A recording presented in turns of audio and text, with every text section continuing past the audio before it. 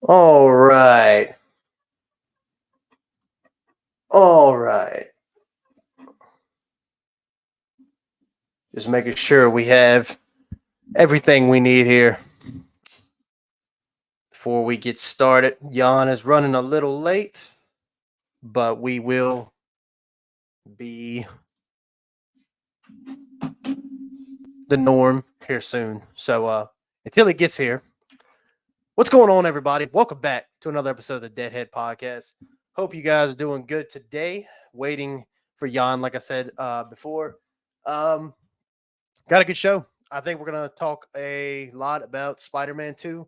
We both have finished it. We both have platinumed it, as well as Alan Wake 2 came out last week. So I'm roughly about 8 hours into it, and I think he's about the same. So we want to kind of give our thoughts on that and really try to talk about it, because if you know anything about Alan Wake, you know that shit cray. So, that shit cray. Yeah, it's a wild, wild story. So but yeah, so we're going to try to talk about, at least talk about our thoughts and opinions on the game, and you know, really what we've taken away in 8 hours or so. So got a good show planned. Thank you guys for checking us out. As always, if you wouldn't mind hitting the like button, subscribing to the channel, follow us everywhere. You listen on Apple Podcasts. Thank you for listening. Um and yeah, that's really all I got to say about it. It's feels good. We love doing this show. We are 36 episodes in, which is crazy. So yeah, we got a lot to look forward to. We're gonna keep this train rolling, and hopefully me and Jan keep bringing you um more than more than you know good content. So but anyway, so we're waiting for Jan to get here, and yeah, that's pretty much it. Been busy. I don't know how you guys have been. I've been so busy. Really haven't really had time to play any games. I've been mostly me and the wife. We just watched the Fall of the House of Usher, and we enjoyed the hell out of that. I thought that was such a great show. If you haven't watched it yet, on Netflix, it's the Netflix original. So we watched that. We started before Halloween, and I think that was going to kind of be our show. We were going to watch, for kind of like, it's not really scary, but it has like horror elements in it. So we were watching that, and then things came up, and we couldn't finish it. So we finished it last night, and great show, great story, super interesting. Definitely going to read the book. And you know it's good, right? You know when a show is good is when you want to read the literary version. So definitely gonna check that out. I love Edgar Allan Poe. I used to read a lot of his shit back in school. I just think over time, just not as into it. Well, not really not into it, but just I just don't read all that much. I definitely need to, and I recommend anybody here who doesn't read, you need to read. Um, we gotta reading is so good for you, so good for your soul, man. It does so many things for you, and especially when you're reading things something as captivating as a lot of Poe's work. You definitely gotta check that out. So, but yeah, just been watching more TV shows, movies. We finished Fall of the House of Usher, and then we started watching Gen V. Actually, we finished that as well. I think on Friday, the first season. I think it was only like 8 episodes, which I think is about the length of The Boys. So as you know, Gen V is a spinoff of The Boys TV show. Watch that. It was okay. Um, you know, it was fine. It wasn't great. It wasn't bad. It was just okay, but it was a decent experience.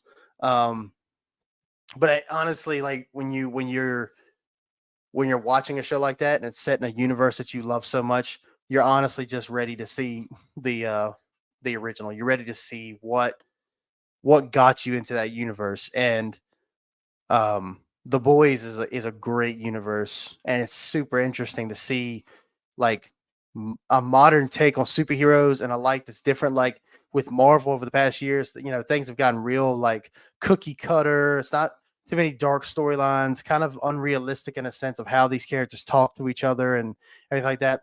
And in The Boys, they really try to make these heroes what they are, which is just a piece of shit. Like it's more like a big money scheme, which is way more realistic in the sense that if superheroes was a real thing, this is probably how it would happen. And so, um, really love that show. So Gen V, we had to check that one out. It was a decent experience. I'm glad I watched it, but it's whatever. But watch that. I think I'm gonna have a video on the channel tomorrow. I watched Terrifier 2 for the first time a couple days ago because I heard that Terrifier 3 got a teaser, like a sneak peek, little teaser trailer. I think they had re-released Terrifier 2 in theaters, not at my local theater, but pretty much in the country, they were re-releasing Terrifier 2, especially probably around Halloween and shit like that. And at the very end, they had a teaser for Terrifier 3, and I was like, okay, you know what? I watched Terrifier 1. Let me check out Terrifier 2, just see what it's about, because I hear it's brutal, just like the first one, if not worse. And I was like, okay, let me go check it out. I watched it, got some thoughts on it. Don't really want to go too far into it. So be expecting a video tomorrow. And if you're new to the channel, just be looking out for a video. I actually just recorded it today. Gonna do the editing. Hopefully have it up by tomorrow. And yeah, should be a good one. I got some serious thoughts on this franchise. I've been I've kind of given my opinion here and there, but I've tried not to I don't want to give away the video. So definitely come back, check it out, and we'll talk more about it from there. I'm sorry if my camera is like really dark. I don't know why that is. At least to me, like on my end, like it looks so not dark. It looks like overly bright on my side, and I don't know why that is. So I apologize for that. I'm trying to. Yeah, it's way too much. Let me see. Let's try that. Maybe if I minimize it, just kind of take a little bit of. There we go. Let's try that. Okay. So we'll give that a watch. But yeah, so I don't want to give my full thoughts on that, but definitely check it out. We'll have a video ready for that. So yeah. That's pretty much it, man. I mean, like I said, finished Spider-Man 2, got the platinum on that. Ready to give our thoughts on that and see how it goes with it. And Alan Wake 2, just to kind of get into a little bit, because I really want to hold off on our thoughts on Spider-Man 2. But think we got him in here now. Well, guys, yeah, terribly sorry for being late. So unprofessional of me. Was held up. A bunch of shit happened. Oh, it's all good. It's all good now. Yeah, it's all good. Take a breath, man. You look out of breath. Dude, I still have my shoes on. I'm not kidding. Oh shoot! What did I miss? Oh no, it's all good. I was just going over some things that are coming to the channel and some things that we're working on. So it's just a little bit of housekeeping, things like that. So you didn't miss anything. No, we were just kind of chatting it up. Yeah. So thanks, Jan. I'm glad you're finally here, man. So we can talk about some Spider-Man 2 and Alan Wake 2 first impressions. So yeah, pretty excited about it. For once, it will be first impressions. Yeah, I know.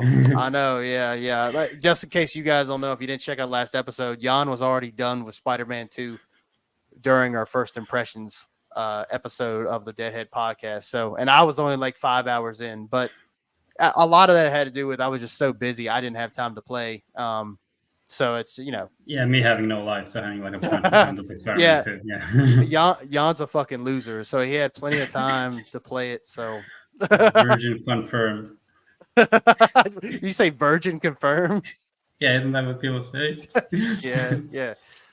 But all right, well, we'll do a reset then. What's going on, everybody? Welcome back to another episode of the Deadhead Podcast, episode 36, where we go complete spoilers on Spider-Man 2 and give our first impressions on Alan Wake 2 that just came out last week, right before Halloween, actually. And me and Jan, I put roughly 8 hours into it already. Jan, where are you at in the game? You're about the same, a little bit more? Yeah, same here. I'd say my when you save your game manually, it has like a little tally for your timer. It says like 7 hours and something. So we're pretty much there. Okay.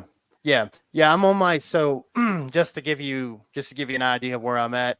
So you start the game playing as Saga Anderson. You play as her for a little while. Then it switches to Alan Wake. I'm The man like, himself. I'm probably within the first or second chapter back at Saga Anderson.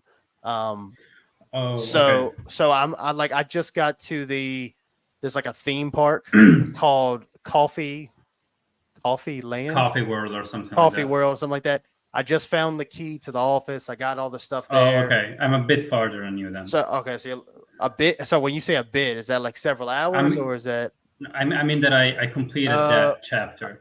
okay? Yeah. Yeah. I haven't gone back to the trailer. So she's looking for this trailer that the two environment nature guys are doing all these commercials, and they're The like, Cosell brothers, yes. yeah, and they're like, yeah, you were one of our best tenants we've ever had. And she's like, what are you talking about? And so she's talking about this Right. trailer that she lived in. I haven't got to the trailer, so Okay. that's where I'm at with it. Yeah. Okay. But anyway, just give you an idea, just so we know where we're at in the story. I didn't know if you've gotten that far, but I just wanted to give you where I'm at. Yeah, I got there. I got to the trailer, and then you got to do. That's like getting to the trailer is pretty much just the halfway point for that chapter. It's like a super long chapter, dude. Okay. Right, Okay, that's good. all I'm gonna say. Okay. That's good. That's good. No, it's I've been busy past couple days, so I haven't really been able to play as much, but I did play like probably for about 2.5 hours this morning just to kind of get a little bit farther into it. And I got some thoughts on it, but I'm gonna wait a little bit. We'll talk about Spider-Man first. Before we get into that though, how's it going, Jan? Talk to the people. How's everything been? Well, it's doing all right. I'm presently a bit out of breath, but generally speaking, this Mhm. month I've been pretty. It's been pretty relaxed. I did not celebrate Halloween the way I expected I would. I usually Mhm. do it, with my folks and all. Yeah. But my mom got the big Rona, so I Uh, couldn't go back to my folks. I mean, she's all right now. Good. I think like the new iterations of COVID are pretty much pussy shit compared to a few years back. But Mhm. I didn't want to catch it and all, so I stayed here with my roommate. We watched a bunch of stupid ass movies. We watched the Winnie the Pooh horror film, the slasher flick. Yeah. Man, yeah, watching that movie high is probably one of the best experiences. The best way you can experience Halloween, let me tell you. So that's how I spent my Halloween. How about you? Did you say you watched it high? What were you doing? Yeah.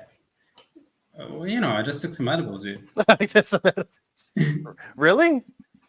Yeah, really. Oh, breaking. See, I didn't know you did anything like that. I'm just. I mean, I dabble. You dabble. Gotcha. know. Gotcha. You better watch out what you say. You might go to jail saying that on here. It's completely. I don't know about over there, but here you can buy edibles completely legally. So I'm foolproof. I got you. Yeah, no, that movie. I've seen bits and pieces of it. I haven't seen the whole thing. It looks really stupid, but I bet it is kind of fun if you got something to drink, and hanging out. Yeah, no, if you watch it with like a clear mind, you're not gonna enjoy it because it's not just mediocre. It's like half baked.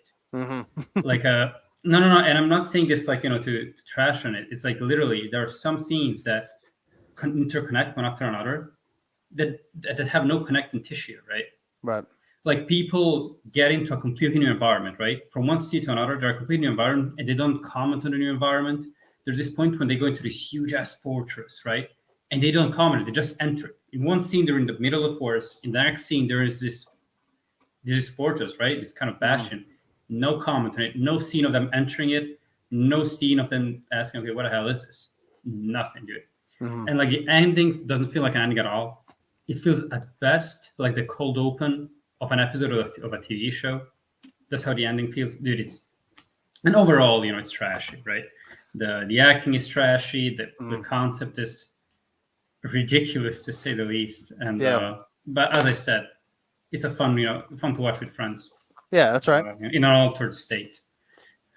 Yeah, that's what I've always said. Like even movies that are not as good, like I'm doing. I filmed a video today when I had some time, and I'll have it posted on the channel tomorrow. So I don't want to go too far into my thoughts, but there's a series called Terrifier. Have you heard of that? Art of the Clown.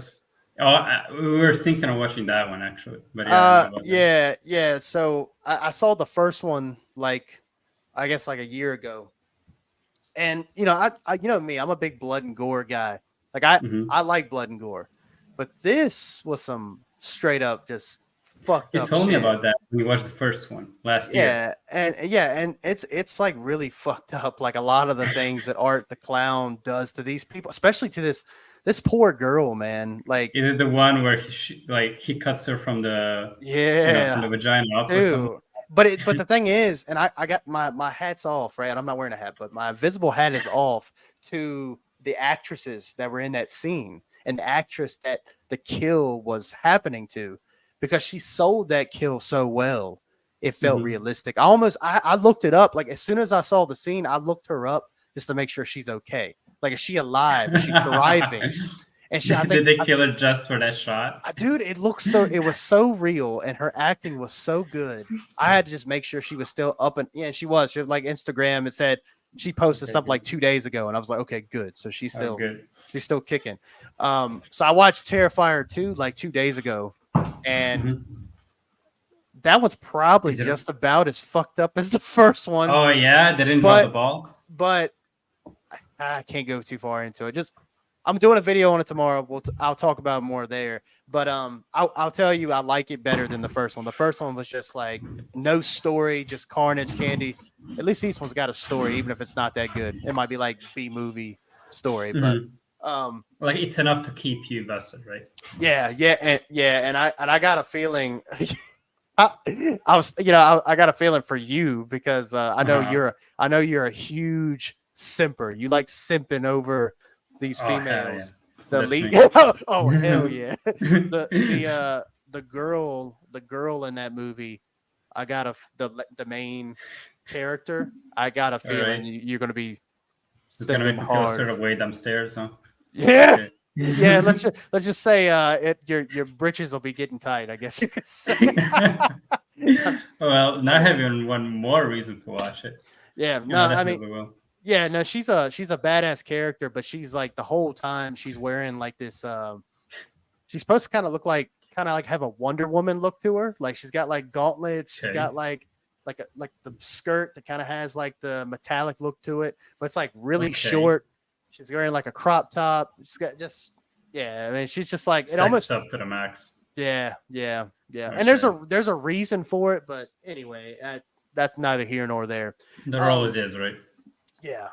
But as far as what I've been doing, just again, this life is just one thing after another, taking a little bit more responsibility at work. But I've had some time. Obviously, I beat Spider-Man 2. I platinum the game, which is not a hard platinum at all. And then just playing some Alan Wake when I've had the chance. We'll get to that towards maybe the halfway through the show. It's kind of hard to talk about Alan Wake because the story is just like kind of confusing and there's a lot of stuff going on. I wouldn't say it's as bad as like Kingdom Hearts lore, but it's like it's kind of all over the place. If I that think makes that in sense. this game they're making like a bigger effort to try to explain it actually. Yeah, I think so Mainly too. through Yeah. Saga, I feel. Yeah, I think so too. I feel like I definitely understand what's going on. Like I understand it more here than I did in the first Alan Wake. Oh But man. and like the parts of Control, right? I haven't finished Control. I need to play it on Oh. I need to play it on PS5. I've only played it on PS4 and I got like Ooh, halfway you don't through and I want to play it on stopped playing it. PS4. Yeah. Like from what I heard, it runs like shit, right? Yeah, it's pretty bad, especially with all the stuff you can do in that game. Pretty much having like quote unquote force abilities and being able to throw Mhm. shit and everything's moving fast. Yeah, PS4 would slow it down big time. But anyway, let's talk about the subject at hand. All right, so we led on. We talked about half-dressed women in Terrifier 2. We talked about Jan doing shrooms. We talked about that. Now it's time. Now it's time to talk about Spider-Man 2. We finally beat the story. We couldn't really talk about this last time. I know Jan's got some big things to say. I know he's been wanting to say this shit for a while. So I'm gonna give you the floor. What did you think about the Alright. game as a whole? Let's go back and talk about it. What we've talked about in the last episode. But now, what are your thoughts on the story now that we can talk about it? Okay. Yeah, I was waiting for this. So, in short, I'm satisfied. I feel like going into this game, I knew what I was getting into. I had an idea what I was getting into, right? Level of writing that is equivalent to the first game, but this time we're tackling Venom and Craven, and that's exactly what we got. It's nicely written. I like how the characters interact. I like how the various teams have been tackled. I also like this thing that they're doing where they're having more than one villain at a time, but it kind of makes sense, all right? It's not like they just pick two villains at random and put them together in the same game. Kraven and the whole symbiote saga have some themes in common, right? Like Kraven, he wants to hunt Spider-Man, right? But doesn't want to hunt, the good guy Spider-Man. He wants to hunt a beast, right? An animal. And so he's trying to get that out of Peter, which connects really well to the whole symbiote thing where Peter, right, is kind of getting, letting loose. He's pulling off the brakes and just going all out. So I really like what it did here, right? I like that. And okay, the ending wasn't as emotional as the first one, but that is a very high bar. This is an incredibly high bar. I still liked it a lot.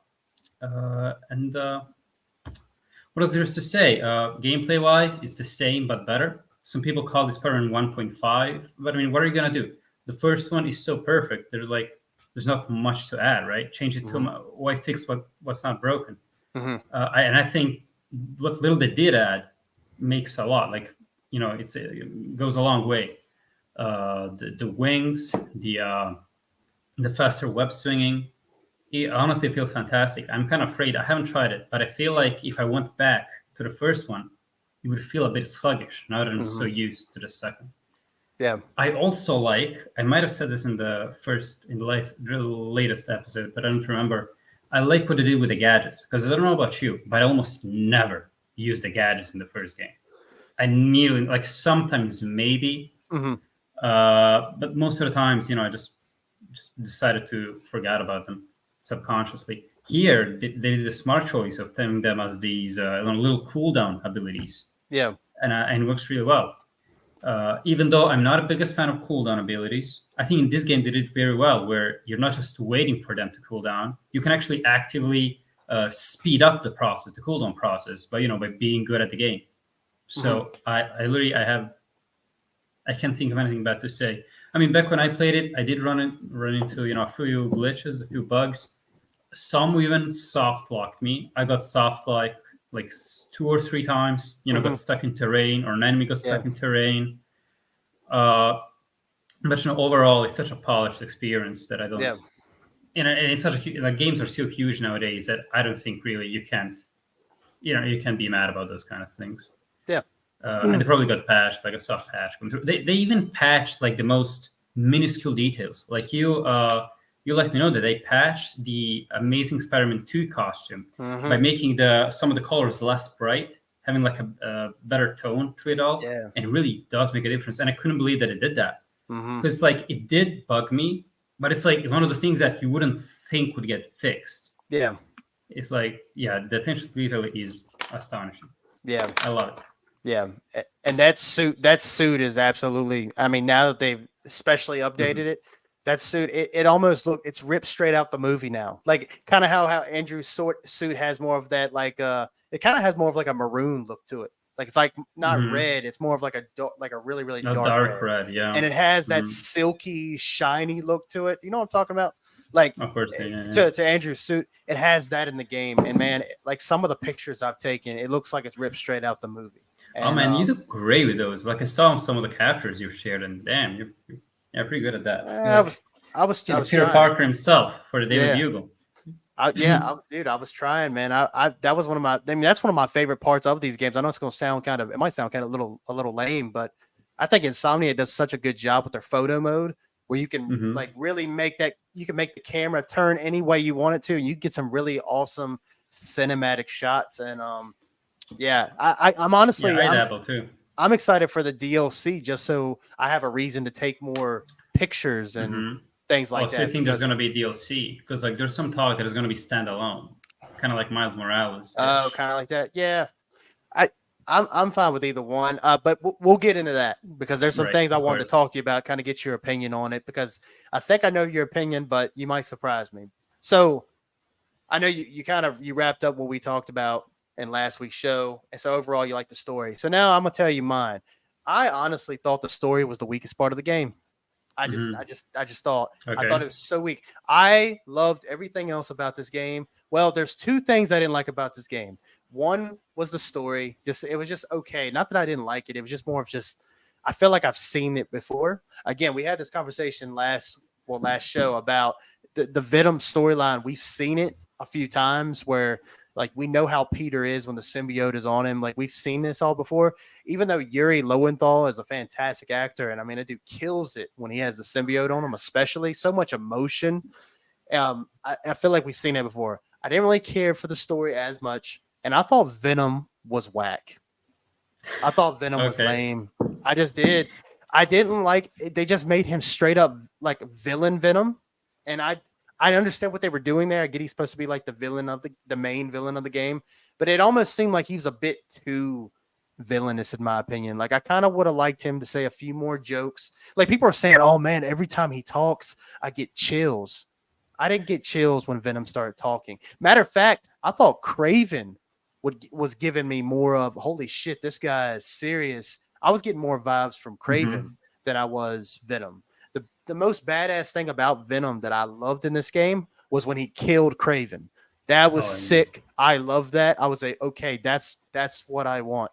This guy is gonna be something special. And then after that, he kind of became a generic villain at the end, like mind control, taking over New York City. We're going to heal the world. Like, You know what? it's Yeah, just, if I can interject, yeah, go yeah, ahead. if I can Yeah. interject, that's kind of a problem I've been having with Venom, like forever.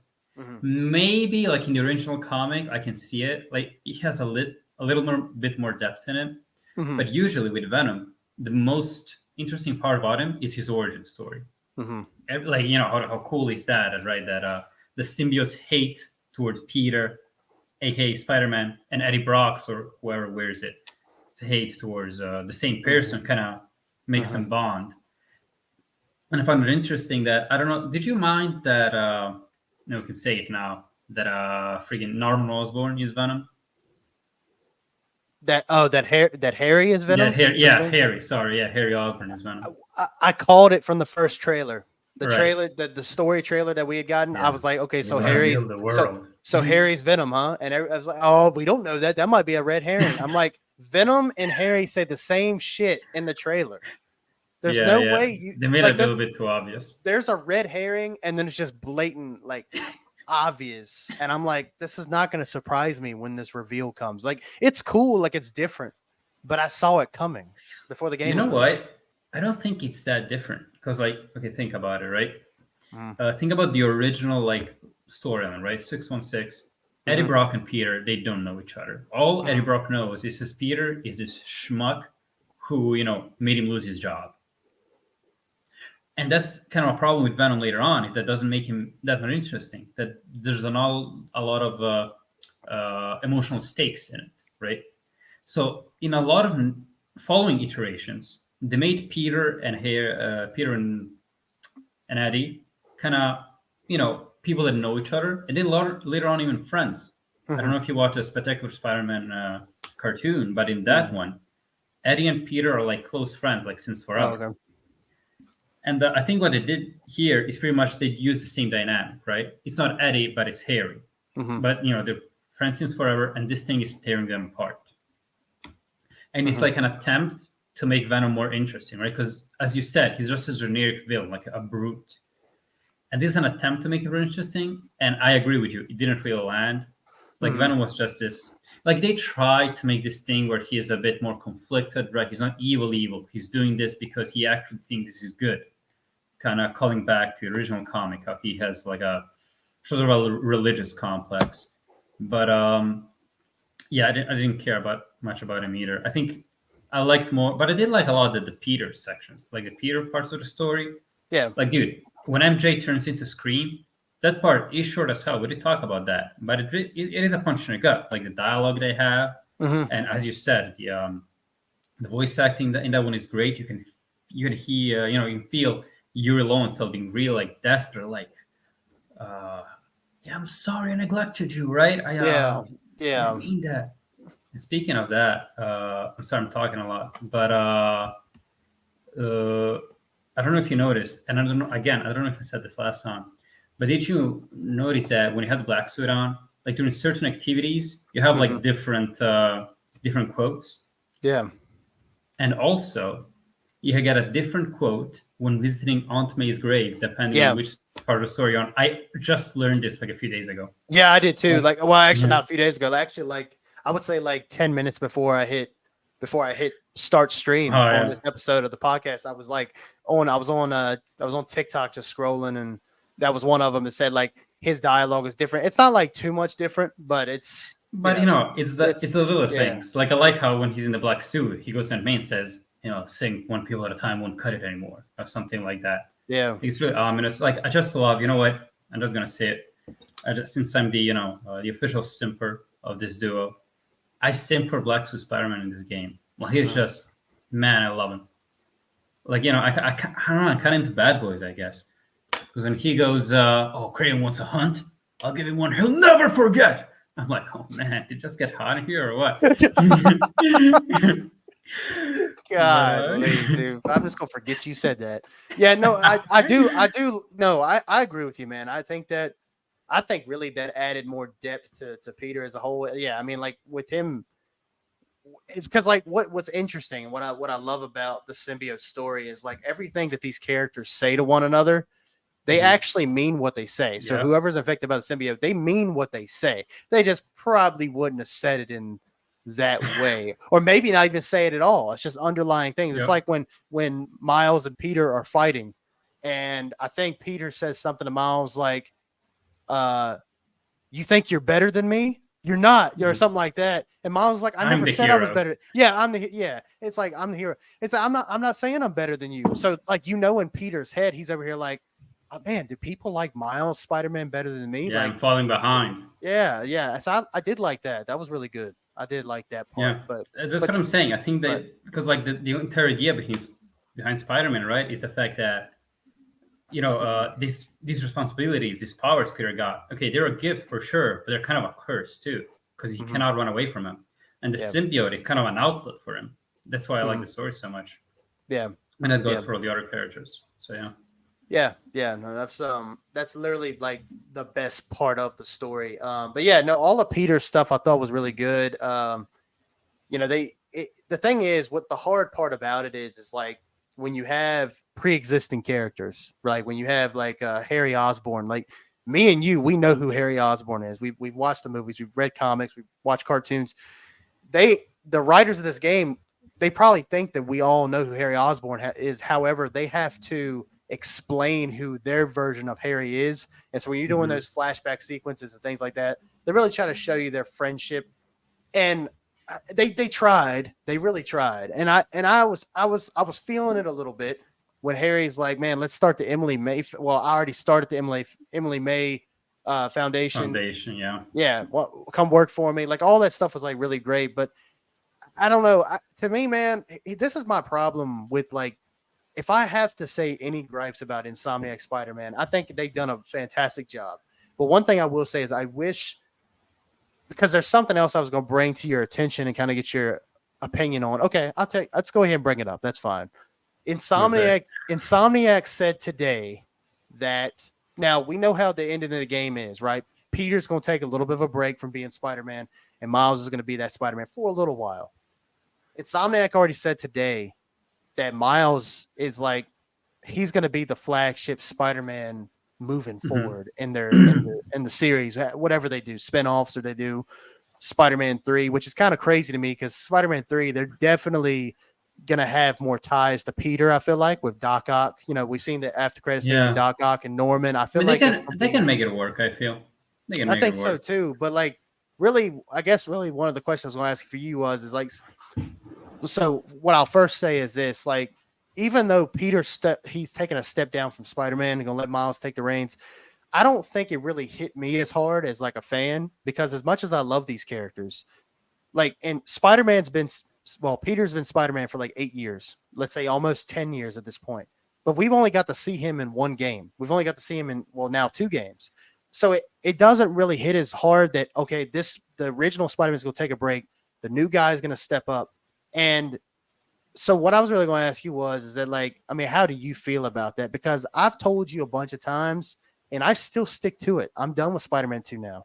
I still stick with it. I'm not a huge fan of Miles Morales in this universe. He's a fine Spider-Man, but as a person, he sounds whiny to me. Genki! Yankee. Okay, Mom. Okay. It just sounds like a little baby to me.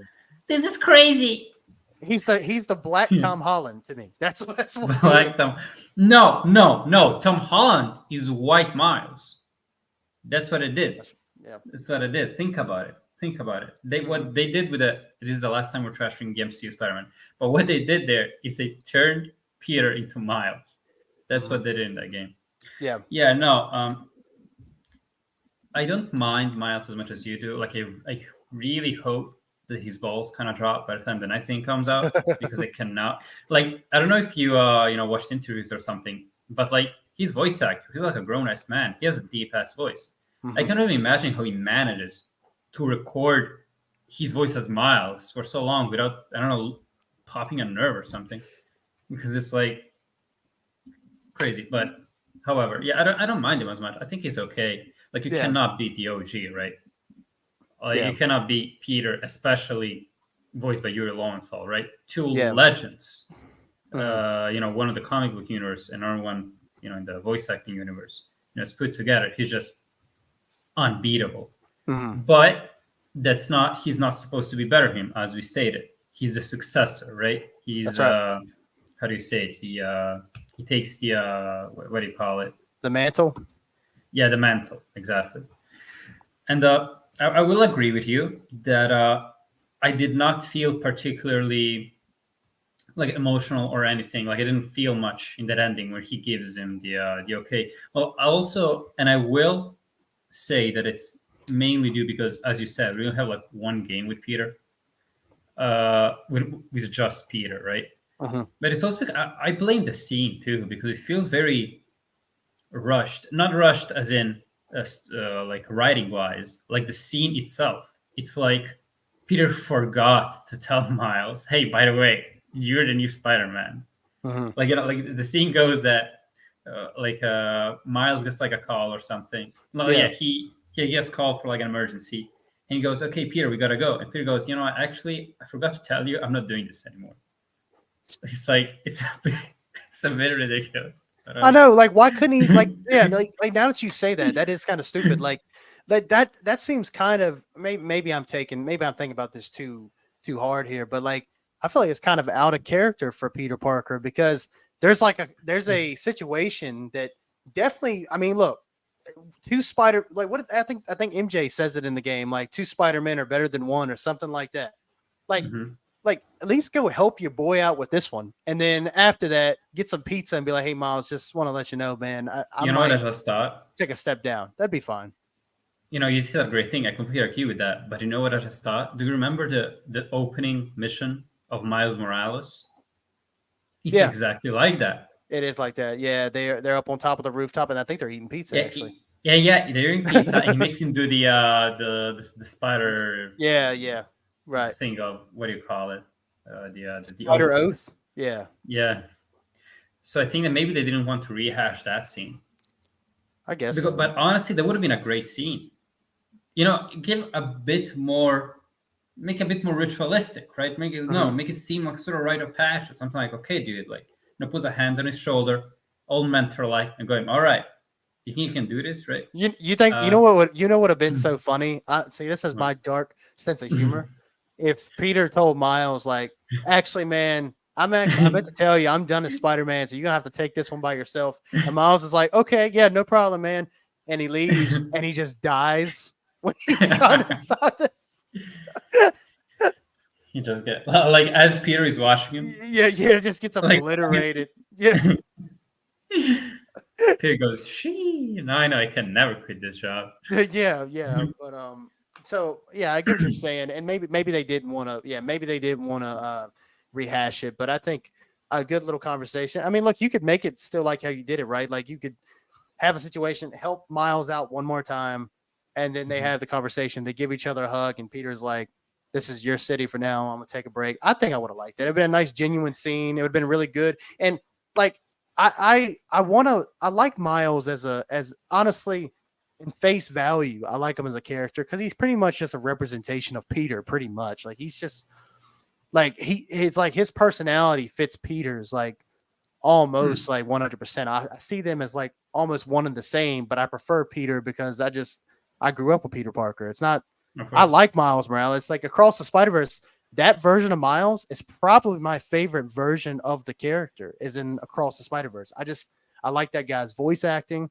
I like the line delivery. A lot of that comes down to writing at the end of the day, but I like that version of Miles Morales the best. He's honestly right now, he's probably my favorite version of Spider-Man in Across the Spider-Verse. Yeah, I just watched that movie again like 2 nights ago. And I freaking love that movie. I just think he's so damn good in that movie. And that's an animated thing. It's not like it's. I mean, I know this is a video game, but you know, it's not like it's live action. You know, but I would put this Miles Morales in Across the Spider-Verse over Tom Holland's ass any day of the week. Oh man, well, I mean that's a low bar. 100%. Like bring the voice actor in. You know, he says he wants to do it. He said repeatedly that he wants to do it. Man, let the dude. He wants to play like the live action version of Spider-Man, like the live action. He wants to be Miles in the MCU. Yeah. Oh, please! But he's he's older though, so I don't think they're going to do it because he is a bit. I think he looks like around the same age as Tom Holland, if not more, to be honest with you. Mm-hmm. So I don't think they would use. Well, you know what? Like, I mean, as if that's a problem. Like, they butchered the Spider-Man lore so much in those movies, but now it's a problem that Miles is older. Like, come on, get out of here. That's true. That's right. But yeah, no, I'm look just to be not to sound too repetitive from last week's show, but yeah, no, I think everything in this game is better than the original. I think it's better than Miles Morales, but that story and the thing ever since you said that story in 2018 really hit home for you at the end with Aunt May dying and Peter having to make the ultimate choice: do I save this woman who I love more than anything else in the entire world, or do I save the people of New York? That's such a huge Spider-Man moment, huge Spider-Man scene. The more I think about it, the more I do like it. So then when you get Spider-Man 2, it just felt, I don't know, man, it just felt flat to me. Like when Harry he died for a little bit there, and I was like, who gives a shit? Like I just didn't care as much. I'm like, okay, I just met this dude. Like I know you see him a little bit in Spider-Man 2018, through pictures, and then he's also doing the voiceover for those research projects around the city in 2018. Those things. So like you've heard him, you've seen him, and you understand that him, MJ, and Peter have like real like camaraderie between each other, and I think MJ's got some. Anyway, that's besides the point. But like, I didn't care as much, man. But so when Miles brings him back, but let me say this too. I think Miles is way too fucking OP in this game. They made Peter look like a bitch the whole game. Is because Miles has the Venom powers? Well, not the Venom. The Venom powers, yeah. That was a weird. I get why they did that, but it's like I think we talked about that last episode. Like now the Venom abilities and the symbiote abilities, it's like anyway, but that's besides the point. But I noticed in this game, Peter would get his ass kicked a lot. Like in like a boss. Don't you hate it like in a boss fight? You'll be whooping that boss' ass. Like he can't touch you, and in the cutscene, he's throwing you all around everywhere. That's how it seemed like. Like when I fought I think it was the lizard. When you fight the lizard. Like, oh man, you whooped the guy's ass. What are you talking about? Yeah, that's what I'm saying. Well, like not it, but wait, what? It was another fight where it's like I felt like I was dominating the actual fight, and then the cutscene happened, and you're seeing Peter being thrown like everywhere, and then Miles comes in, hits the guy one time, and like that's a wrap. Like it's almost like that. It almost seems like Miles is a bit too OP. I can't, I'd love to agree with you, but I can't because I don't. I was trying to think like it's not that I don't remember the cutscene you're talking about, but I did not see this. I do remember being a little worried that like Miles was just a bit more overpowered, but only gameplay wise, not story wise, because he does have the Venom powers, which Peter does not. Yeah. But he kind of balances that with having the Venom, the symbiote, and later on the anti-Venom powers. Yeah. Which, by the way, that was a clever way to make, to keep the symbiote powers. Yeah. after removing the black suit. Kind of Yeah. hats off to that. So how does that work Yeah. for Spider-Man 3 though? Like if you get to play as Peter in Spider-Man 3, do you have the anti-venom powers? I mean, you gotta, I imagine, right? I guess mean, so. The bigger question is, are you going to be playing as Peter, right? Yeah, that's also true. You're probably going to be playing as Miles. You know what? And I'm going to say something with what you just said, with like the ending of this game not having that much of an emotional impact. You know what I'm going to blame? I think Peter was supposed to die here. Because like that's usually how it goes in the comics. That's how it goes. Peter dies, and that's when Miles goes, "Oh shit!" Like before that it was all fun and games. Like, "Oh look at me, I'm Spider-Man," right? Just like the OG. But then the OG dies. It's like, "Oh shit!" Now I feel this weight of responsibility, right? Because there's no one else to protect these people of this city besides me. Mm-hmm. And I think that would have been a huge punch in the gut, right? Yeah. Because you know what? The more I think about it, I actually really like Miles' development in these games. Well, like when he fights against Peter, he shows a lot of maturity. Especially compared to his standalone game. Like the things he's saying to Peter, right? Like he's basically throwing his advice back at him. But you can see it, he's not just regurgitating it, he digested it. Yeah. And he processed it, and then he's saying, Peter, this is not you, right? Remember what you told me. So I don't mind at all Miles getting the mantle. Just, as you said, there's not much of an emotional weight to it. It just kind of happens that he's the next Spider-Man. Yeah. Yeah. Like, maybe it's just macabre to let Peter die, but I don't know. I kind of would have liked it. I was expecting that scene. I think I would have been fine with it too. Again, though, I'm kind of glad they didn't because, again, I just feel like I'm not as much as I love this Spider-Man. We haven't been able to see those experiences that he talks about. I think one of the reasons why. So you remember in Spider-Man 2018, there's a side quest or like a side activity where you go around collecting different backpacks. And in each one of these backpacks, it has like a little token or some kind of object that refers back to a previous fight with one of an iconic villain. Sometimes it's that. Sometimes it's like his badge for the Daily Bugle. It's all kinds of shit. I think the reason why they put that in the game was to give you a little bit more backstory that, okay, this Spider-Man's been around for a little bit.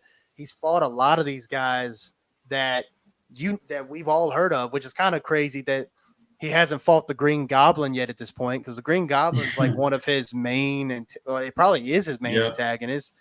So, but like it had like the little vial that had sand in it, and it was like, I think Sandman's locked up in here, like, and I think that's what he said. I think he said something about like he's actually locked up in that. But I know vial. what you're talking about. Yeah, I mean, but go ahead. And I'm just gonna say, like, here's the thing. That's like the best way they could have done it back then, right? Because like it's a fun collectible because you actually get something out of it when you collect it, and you do not have to sit through Spider-Man's origins for the uptenth time, right? I don't think like people are so sick of that. Like I'm not, because I'm a diehard fan, but I know that people generally are. That's why they skipped the origin story in Tom Holland's Spider-Man. They keep skipping it in every new comic book and cartoon iteration. So people are sick of seeing Uncle Ben die. I agree, but I just wish we could have gotten I wish we could have seen a bit more of that journey as Peter Parker's becoming this ultimate version of himself, which, like I said, I just still feel like Peter got his ass whooped a lot in this game. I'll have to go back and say I should have did a little bit more research before we got on the show, but I felt like every scene where it had both of them in it, had Miles and Peter, I felt like Miles was always coming out on top. I always felt like he was the guy that was finishing the fights, and Peter was getting his ass whooped a lot. You know what I'm gonna say? Like maybe, and again, I would have to do some research as well. I have to rewatch Assassins too, but maybe this could have been. They could have put that there just to show how Peter, as well as us, might be getting the impression that he's falling behind, right? Which kind of excuses all the things he says at Miles during their fight, right? Like he thinks he's better than him because Peter feels like Miles is getting better than him. It could be that they made Peter, take a few punches so that he could, not develop an inferiority complex, but something adjacent to it. right? Mhm. I have a feeling because one of the things he keeps repeating while he has the black suit is like, "This makes me a better Spider-Man," right? Mhm. Ever since I get it, I've been just doing everything I've been doing, but better. So it could have been that. It makes sense, right? They show how Peter is kind of struggling, right? And then the black suit comes, and it's kind of a blessing, right? Mhm. He doesn't have any problems anymore. He's the better Spider-Man now. Mhm. Uh, So Right. it could be that. Yeah, no, that's actually a good point. Yeah, maybe, yeah, like I said, the symbiote, it's not making you say things. These are things you're feeling, but it's just like, they just come out as It opposed to bottling things up, like just makes you very aggressive, yeah. when MJ becomes Scream and they're fighting in the neighborhood, I thought honestly, I was like, man, it's not even your punches that are hurting me, it's your words. And it's like, Yeah. you always lose a job, you can't pay the mortgage, you're a piece of shit. It's like, whoa, Yeah. you're telling everybody our fucking business. How about if you were like in one of those houses across the street and you're sitting outside, you're like, what the fuck is going on? You go I open haven't your thought window. about that. You go to open your window and you just see her just bitching at Spider-Man, like blowing your fucking cover in front of everybody. That's actually like a huge like domestic like scene, right? Yeah. Like like her shouting and stuff. Like imagine, I can imagine like hearing this, like in my like in my apartment building. Yeah. Yeah. Yeah, like she's throwing stuff at you, like an angry wife, throwing shit at her husband. Yeah, but she's like, she's like just bitching at him about everything, and it's, I don't know, like for me, and I don't mean to bring this up, but I had to get you to talk a little bit. Just so everybody knows, I sent Jan a link with a video on YouTube by I can't remember what his name is. But anyway, well, okay, while Jan's looking it up, he can give me the name. And so if you guys haven't seen it, definitely check it out. But in the video, this guy gives his review of Spider-Man 2. And I think the title of the video is Spider-Man 2 is woke trash, or Spider-Man 2 is woke something. I forgot what it is. Do you see it? Wait. I'll be there in a sec. Yeah. The message is making me put a pen. Wait. Yeah, if you can't find it, I'll try to see. No, I'll find it. There it is. Okay, so the thumbnail says Insomniac is dead. And the title is Spider-Man 2 is disgusting woke propaganda. Yeah, that's right. That sounds about right. That's so stupid to me. And one of the things he was saying in the video was the fight scene between Peter and Scream, where she's like saying all of this shit, like, you can't pay the mortgage, everything's all about you, blah blah blah. And he was saying that I was to like work for this man that I hate. Yeah, he was saying like that was some woke shit, and I'm sitting there like, I don't know what you mean by woke. I don't think anybody knows what the fuck they're saying when they say that. Two, I never once got that vibe that they were trying to be woke right there.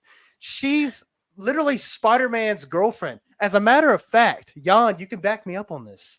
The MJ in the original Spider-Man movies with Tobey Maguire, she was an absolute bitch. She's like, oh, he's not coming to my play. Where. Oh, he's got to save the city.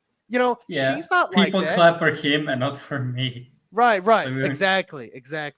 And then what's the first thing she does? She's over there trying to sleep with Harry. Anyway, that's the point. Yeah. This MJ in this game, she's a badass. She's tough. Yep. She knows what's going on. She knows what's up. She's a keeper. She knows. Like, I know her and Peter kind of went their separate ways for a little while there because they both had two different things. He's savior of New York. She's a freaking reporter. She wants to go do this. She wants to leave New York, do other stuff. It made complete sense, like why they split up. It's not because she thought she was better than him or he thought he was better than her. I thought the way they did MJ was really well done as far as her character goes. So when they're fighting in the neighborhood and Scream is saying all this stuff to Peter, I didn't think anything she said was bad. She's just giving her emotions and how she feels. She bottles that shit up. Honestly, most women, this does not sound really bad. Most people, rather, not really women, some can't hold it in. We just got to let it out. We get really upset with somebody. We just immediately lash out. And a lot of women and a lot of men do that too. And so I think everything she was saying, she was holding that shit in. Like, everything's all about you. It's all about Spider-Man. It's never about, what MJ's doing. Like, it's always about, or like Peter wants to keep his job, but he can't because he wants to be Spider-Man. It's that constant battle between trying to be normal and then trying to be Spider-Man. And like MJ was kind of like throwing that kind of, I wouldn't say being selfish, but more of just the fact of like, like it's always, you can't be like an actual person. It's always like, let me just see how I can be a better Spider-Man, and not a, Right. okay, let me handle normal shit, just normal daily life. And I thought everything she was saying was kind of okay. Like she was just letting that shit loose, letting them gums flap, man. I mean, I didn't really think anything she said, because in the video, the guy was saying it was like feminist agenda. I never got that vibe, man. I didn't get a feminist agenda from that shit. What did you, I mean, did you, I know your answer, but do you see how anything she said could be feminist? Because I don't get it. Okay.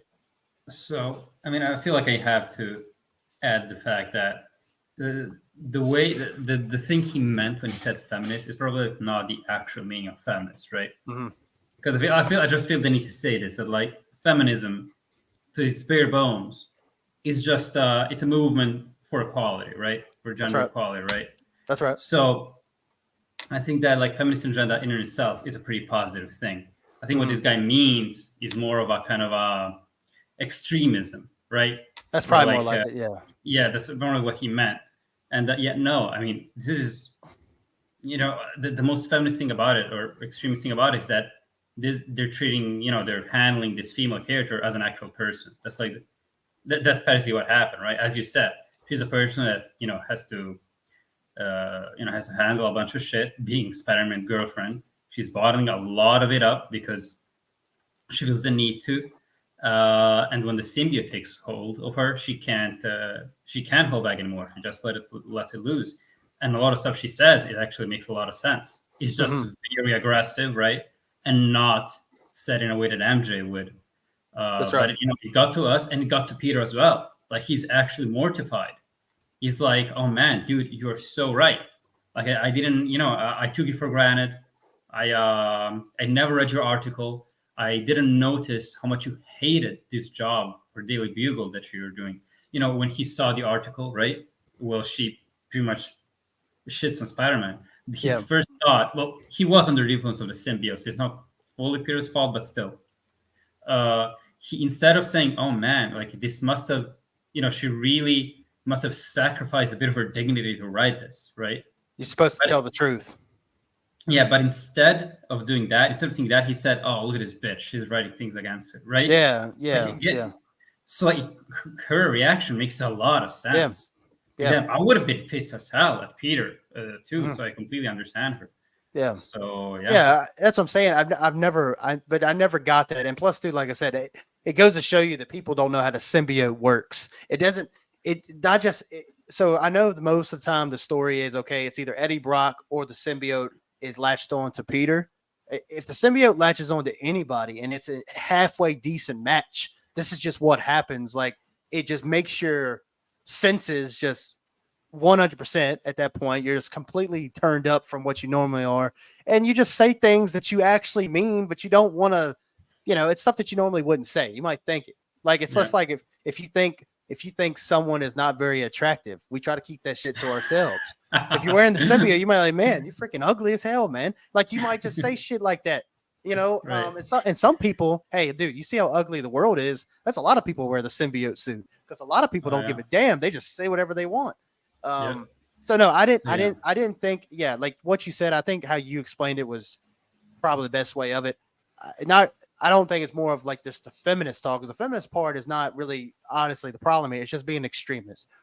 His argument with her being that way, I just think is false. I think it's a lot of stress being in that life. Like, she loves Peter and she doesn't want to give that up, but she did give it up at one point. You know what I'm saying? We've seen that she gave it up, and then she realized just how much she cared about him. So look, I have to, even though he's freaking Spider-Man, he can die any second. I can't live my life without him. So it's a lot of stress on her. And so I was fine with it. I never felt for a second. I know the other thing he's going to say is this, and I'm going to say a line to you, and then you can tell me what you think. I mean, yeah. No, well, one of the things he says is he gets to this one mission in the game, and it's a side mission. The Great Electric Spider. The what kind of spider? The Great Electric Spider. Man, which one is that? Do you remember that? No. So there's a side mission in the game where you play as Miles and you're doing missions for people at this private school that Oh god. and there's yeah, they're pretty bad. They're pretty bad. But there's one with this guy and he's trying to ask his boyfriend or some Oh guy. my god, yes. He's going to prom. That is and the stupidest shit ever. Oh it's my so god. stupid. And so Miles uses these great powers to like light up these TV screens so he can ask To out get this these guy. guys laid. Like what Yeah, the yeah. hell? Like I know Miles goes anything for the something of love or something like that after he does the mission. But after you do it, you go down and talk to the guy who gave you the mission. He's like, you shouldn't be called Spider-Man. You should be called the Great Electric Spider. oh man, I completely And that's how we- like That's how he says it. And honestly, I giggled too when he said it. I giggled a little bit, yeah. but I didn't like. I never really thought of it as like trying to force shit down your throat. You know what I'm saying? Like politics. Yeah, I the never problem. really- Yeah, no, you the know. problem is not that they're gay. The problem is that the side mission sucks. It's like, Yeah. that's Let's the look at pro- the real like- problem here. Yeah. yeah, like I don't care. Like I don't care what's in these guys' pants. What I care about is that they're asking Spider-Man to have them get laid. Like Mhm. all of that, since we're on the topic, all the side missions in this game are great. All of them except the Brooklyn High missions. Come on, all the other side missions are fantastic. Like the pigeon one is great. The Haley one is great. The dog one is great. You don't like the dog one? The only thing I liked about the dog one is that the one where the blind lady gives you the mission, Yes. says there's something Yeah, in her that's the backyard. dog one. You know, I don't know if you know this tonight. I don't know if you caught it. Have you seen Deadpool? No. What? You never seen Deadpool the movie? Well, I know who Deadpool is. No, I thought you were asking me if I see No, it in the game. No. Well, I was getting to that, but have you seen Deadpool the movie? With Well, Ryan I Reynolds? know Deadpool. Yes. Okay, so you know the Mhm. old blind lady that brings Deadpool into her house. Okay. Oh, I'm that pretty her? sure that's the same character because her name is the same as the woman Oh, in man, I the haven't seen the movie in forever. Deadpool movie. So I wonder if maybe they're hinting at maybe potentially They're- some Deadpool. Dude, they're hinting action. at too many stuff in this, like for future games. Like we got how much shit have we got? We got the Green Goblin, that's for sure, right? Yeah, Doc Ock. We got Doc Ock, we got Carnage, Yep. which by the way, Carnage. that reveal was fantastic. I love that reveal. Like this bada boom bitch guy, like the leader of the cult, he's like, I don't care about him. I just want to get rid of this. I'm more interested about this thing with Yuri. And then he picks up the Venom vial, the symbiote vial. And he goes, yeah, we'll bring annihilation, destruction. We will bring carnage. And I knew it. Like even before he said it, I said it with him. I knew what I was going to say. And man, that was great. Yeah, that was a cool scene. However, What? oh, this is a good scene of showing Peter as a bitch in this scene. When the truck is on top of Oh. Peter, why Right. couldn't he lift that shit off of him? Can you explain that to me? It's heavy. It's a heavy truck. Heavy my ass. Isn't Hey, it dude, a all- train? Well, I mean, come on. Like, it's a fucking superhero thing. Like, do we really need power scaling in this shit? Like, like Stan Lee said it once. I mean, it's not really super related, but he was fed up with people asking, like, so who's gonna win? Who's stronger, Spider-Man or the Hulk? Essentially, and he goes, the writer decides who wins, right? And I think the same goes here, right? So the writer decides whether Spider-Man in this moment is strong enough to live this shit or not. Mhm. I feel like, yeah, I mean, but I get it. I understand your frustration. Sometimes it doesn't make sense. I just wish I he mean- would have if he would have just been able just to shove the truck off of him Mhm. like a little bit, I would have been fine with it. But he's pinned underneath the truck, and then Carnage. I'm sorry, the Flame. He's like Mhm. taking gasoline and pouring it all over him, and it was a cool scene. I like that reveal. But my only thing with that, Jan, is that I think Carnage is such a cool villain. He's super violent. I don't really want him for DLC. I would want him for a main No, line. Spider-Man 3. Yeah, for sure. I would want it for a but see, are they going to do a symbiote twice though? That's the thing. Like Well, I mean- as a primary antagonist. Like I know they're going to have the Goblin. No. You're going to have Doc Ock again. Yeah, I don't think they're going to have it as a primary antagonist. Like, it might be See, like a and thing. that sucks. That sucks. But he can still have like a huge role, like what Craven had. in this game. And you know what? I'm actually going to fight you on this one. I don't think that I wouldn't want to see Carnage in such a huge role. Because, I mean, to me, honestly, he's kind of like Venom. Like, cool origin story. And, some cool, you can make a cool fight. But, like, the character in itself, it's another big brute, right? Except he's not actually big. He's more skinny, but more violent, right? He's less about pummeling stuff and more about tearing stuff apart. That's pretty much how he is, right? So I don't think there's a lot of story beats you can have with him. So I wouldn't mind him getting, sidelined maybe for someone else, like the Green Goblin. Or even the Chameleon. No, actually, the Chameleon is probably who's going to be on the DLC. I think so, too. Yeah. The most interesting the Chameleon ever did was like dressing up as Gwen Stacy. So who's not even in this universe. So how do you feel about? So I don't mean to change the subject on you, but there's one thing I meant to ask you was going back to Kraven. So Kraven, you find out that Kraven killed like 4 or 5 of Spider-Man's huge villains in the road. Oh yeah. Off screen, so you didn't see the shit besides Scorpion. Scorpion was like the only one you got to see on screen. Right. How do you feel about that? Because I'm a little indifferent about it. I would have liked to have maybe seen him actually kill these villains, because it kind of makes the villains just seem like they're just. It doesn't seem like they're as formidable when Kraven just goes there and kills them willy nilly, just quick. Well, I mean, well, I didn't mind because first off, we already seen enough of them in the first game, and in this game we want to hype up Kraven, not the other guys. And like, what would that have looked like? I think that if you would have seen, Kraven killing all the villains one after the other, it would have gotten kind of repetitive, right? I don't think so. Or do you mean you would have seen them all at once? I think it would have been all one after the other. I think it would have been cool, and one, it would have padded out the runtime because I now after beating it and I platinumed it, I will say I think the game is a bit short. I would have liked a little bit more. I would have liked a little bit more, but that's besides the point. I would have liked to, and I know it probably would have made the budget probably way more expensive. So I don't know shit about what goes into games, but I think it would have been cool to see like cutscenes in between the main story where you're seeing Kraven hunting down different villains. Like maybe there's a scene where you see Electro, and maybe Electro's minding his own business. Kraven hunts him down, maybe surrounds him with his own guys, and then he kills Electro in a cool way. I think it would have been cool to kind of see that scene just to make him look more, because I thought he was pretty intimidating. I thought he was more intimidating than Venom in a lot of ways, but I think that would have just added a bit more to it, in my opinion. But, maybe it's too much. I can agree with that. Yeah, I can agree with that. Like, maybe not every villain, but like more than one. Yeah, like, maybe because he killed Rhino too. He killed Rhino. I would have liked to see how that worked out. I would love to see that actually. Yeah, you're right. Yeah, how did he kill his big ass? Right. Like, what did he do? Did he tranquilize him in the ass or something? He fell over and then he. No, he doesn't use. No. That's not Kraven. He does not use guns. He does not tranquilizers. He uses his bare fucking fists. You're right. But here's the thing that's so stupid about that, though, and this is a criticism in that video that I had linked you in. This guy's just bitching about everything, but I did kind of somewhat agree with him on this. It was not a very political thing. That's why I agreed with him on it. But he was talking about how, what was that? Dang, I kind of just lost my thought here. I don't even remember. But Kraven, guns, weapons. No, it was something with. Oh, I know what it was. Okay, so like the whole point of Kraven's whole story is that he's a dying man, right?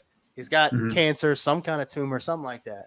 And he's trying to find that formidable, like, hunt that'll give him the death that a victorious, like a death that'll make it. Someone who deserves to kill him. And the only thing about that I think is kind of funny is that he's got all these goons, right? So Kraven's got like millions of guys at this point, guys and gals, mind you, and like. It's from like all over the world too. It just, like if you listen to them speak, they speak like a bunch of different languages. They do. It's weird. What do you like? He have this shit on Facebook, like a Facebook fan page or something? Facebook market. Does he have like a podcast, the Dead Kraven podcast or something, and he brings people on? But it's kind of, I don't know, like it kind of took away from how good of a hunter Kraven is when he was like sending his guys to go find the people he's looking for. Yeah. Like he was sending them out to get intel, not him. You know what I mean? It kind of didn't make him look like the hunter that he is. I mean, it makes a bit sense that like maybe he wanted to capture all this. That's like how they contextualize it, right? They're only capturing these villains, and then he like puts them in the arena, and then they fight or Yeah. something. Yeah. But it's still, I will agree, it's not very Craveny because like he doesn't. I feel like from what I remember, right, from the comics and shit, he does not. It's not about like a death match. It's not that. It's a hunt. He wants to hunt these guys in their habitat, in their environment. Yeah. He Yeah. treats Yeah. them like that. So like having someone capture him for him and then force him in a cage and have them, have a gladiator match. Yeah, that's not really it. Yeah. I agree. Yeah, that's. Yeah. Plus, it's very ridiculous. He has like I know he's rich, but like, come on, he has like so many fucking goons. Like, it made sense when it was Silver Sable or something. It makes Mhm. sense for Venom to have like a bunch of little symbiote minions, but like, come on, dude. And like they're all these his goons are like so ridiculous, right? They're all super buff. They're all beefcakes, like zero brain, only brawn. Like you Mhm. listen to talk, they're like, "Oh, I love hearing their skulls crush" or something like that. Like, what are like? Grow Yeah. up. Like, what- Yeah. Yeah, they're definitely Saturday morning cartoon the Yeah. villains for sure. So one of the last things I was going to ask you, and we can do our finishing thoughts on Spider-Man 2 because I know we've discussed a lot. I know there might be a few other story pieces we've missed, but the last thing I wanted to discuss with you was what about Miles Morales and Martin Lee's relationship in this game? I thought that was one of the best parts of Miles' Pretty story. good, yeah. And I love Martin Lee. I loved him from the first game. I thought Martin Lee was a great villain. Like I thought he was really, really good. Yeah. I know he wasn't like the overarching villain. Doc Ock was the main villain in that game, but I liked Mr. Negative in 2018, and I like what they did with him here, where he's I ain't gonna lie, I rooted for the guy at the end. I liked him. I liked him a We lot. love a good redemption arc. Yeah. This is a good redemption arc. Yeah, I like Yeah. it. Yeah, I liked it a lot, and I wish we could have played. Man, it would have been. I know they were doing too much, but I would have loved to play as Mr. Negative. Man, I bet his And powers. we already got are to play crazy. as Venom, dude. Oh yeah. So you like we'll get to that because that is something I forgot to ask you. But so like I mean, so overall you like that story arc that I we're did. doing Martin Lee. Yeah, and again, it's kind of a point in favor to Miles, because like as I said, they did have to work to make me accept Miles as a new Spider-Man. Mhm. And among the things that made it do it was the fact that he actually managed to redeem a villain. Which, by the way, Peter says something when he sees, the redeem Martin Lee. Something like, "Oh man, you managed to make a villain turn around. That's something not even I would manage to do." Bullshit. What the fuck? Like in this same game, we saw Tombstone turn a new leaf. We saw what did we see? We saw fucking well, I don't remember, but like Tombstone. Like, Yeah. what about him? Freaking man, I can't remember. Yeah, I feel like there is someone else, but I Yeah, can't. there is another one. Damn, who was it? Shit. Another- But like what Oh, I'm saying, Marco. How about him? yeah, Flip Marco. Yeah, but, I know he makes but a Mysterio. rampage with this. Mysterio as too. well. Yeah, exactly. Like there's a bunch of them. Like, what the fuck are you talking about? Not even I mentioned it. What are you on about, dude? You Yeah. turned a gang boss into a freaking theme park like worker. What are you on about? Yeah. No, that's what I'm saying. Like I don't know how you. Yeah, I don't know. I think Peter was drunk that night. I don't think he. Yeah. I think he got some of that good from MJ, and he's just kind of hazy. So, but yeah, no, I love that a lot, and I'm hoping that that's not the last time we see Martin Lee. I hope maybe he'll show up in the third one. So you had mentioned it. That was one thing I forgot to mention was the Venom section where you play as Venom. Mhm. Let me give you my thoughts real quick, and I'll let you go. Mhm. Yeah, you're good. I didn't love it. I didn't love it, man. I thought his abilities were just very it was okay. I would rather just play as Peter with the symbiote abilities. I felt like I had way more fun with that. But I know that the Venom section was supposed to be short, so they didn't put like a whole lot of assets into the combat. Yeah. But I did it for a little while. I slammed a couple guys. I was like, oh, this is sick. But then it just kind of kept going for a minute. And I was like, all right, I'm past It's it. You know what I'm like, saying? you know It's that- already worn its welcome. Have you watched did you watch SpongeBob growing up? Yeah. You know the episode where Squidward goes to that one town where like there's a bunch of squids like him. Oh yeah, and he's loving it. But then like he loves this routine. But Yeah. then the more it happens, the more like his face turns Yeah. into a frown. Yeah, Yeah. that's how I imagine you I going through this was. Venom I felt like I section. was. I felt like I was just bashing Square the whole time. I just felt like I was just Pretty bashing much. Square, and then like Yeah, you giving hit a bit of square, a bit of triangle, a bit of R1. R1 to grab an enemy, throw him. It was fun. Like it was a cool moment. But I seen people like freaking out online. Like they were like, "Oh, they did it! They did it!" And I'm like, yeah, they did it. Yeah, they did. Yeah, I agree with you. I'm pretty much on the same page. Like, okay, I did not dislike it. I feel like I'm gonna dislike it more the next time I was gonna play it because I'm like, oh shit, no, the Venom section is coming up. But like the first time is fine. Like it serves its purpose, right? Like it shows how much of a menace Venom is, and it's playable, right? This is a video game after all. Yeah, like it works. But yeah, seeing the fan reaction online like, before getting to that section, I saw some people saying, "Oh man, Insomniac said, like official Insomniac said that if the people want it, they're gonna make a Venom game." And I'm like, "What the fuck are these guys talking about?" And then I got to the Venom section. I'm like, "Oh no, please, God, no." Like first off, as I said, Venom is not that interesting of a character. Just look at what they did with the Venom movie. They turned them like into a fucking buddy cop duo to make them work for a standalone story. I can't imagine how that would work. And like in the gameplay, dude, it's not that fun. It's like playing GTA with cheats. Like it's fun for 5 minutes, and then as you said, it outstays its welcome. Yeah. I would have liked it. Good. I would have liked it a little bit better. Just hearing you talk, maybe you wouldn't agree with this, but I think I would like it a little bit better if we got to. So you get the section where you're coming out of you run into Spider-Man, you knock him away, you run around, you're taking out all these Oscorp guards, you get outside, you fight Kraven.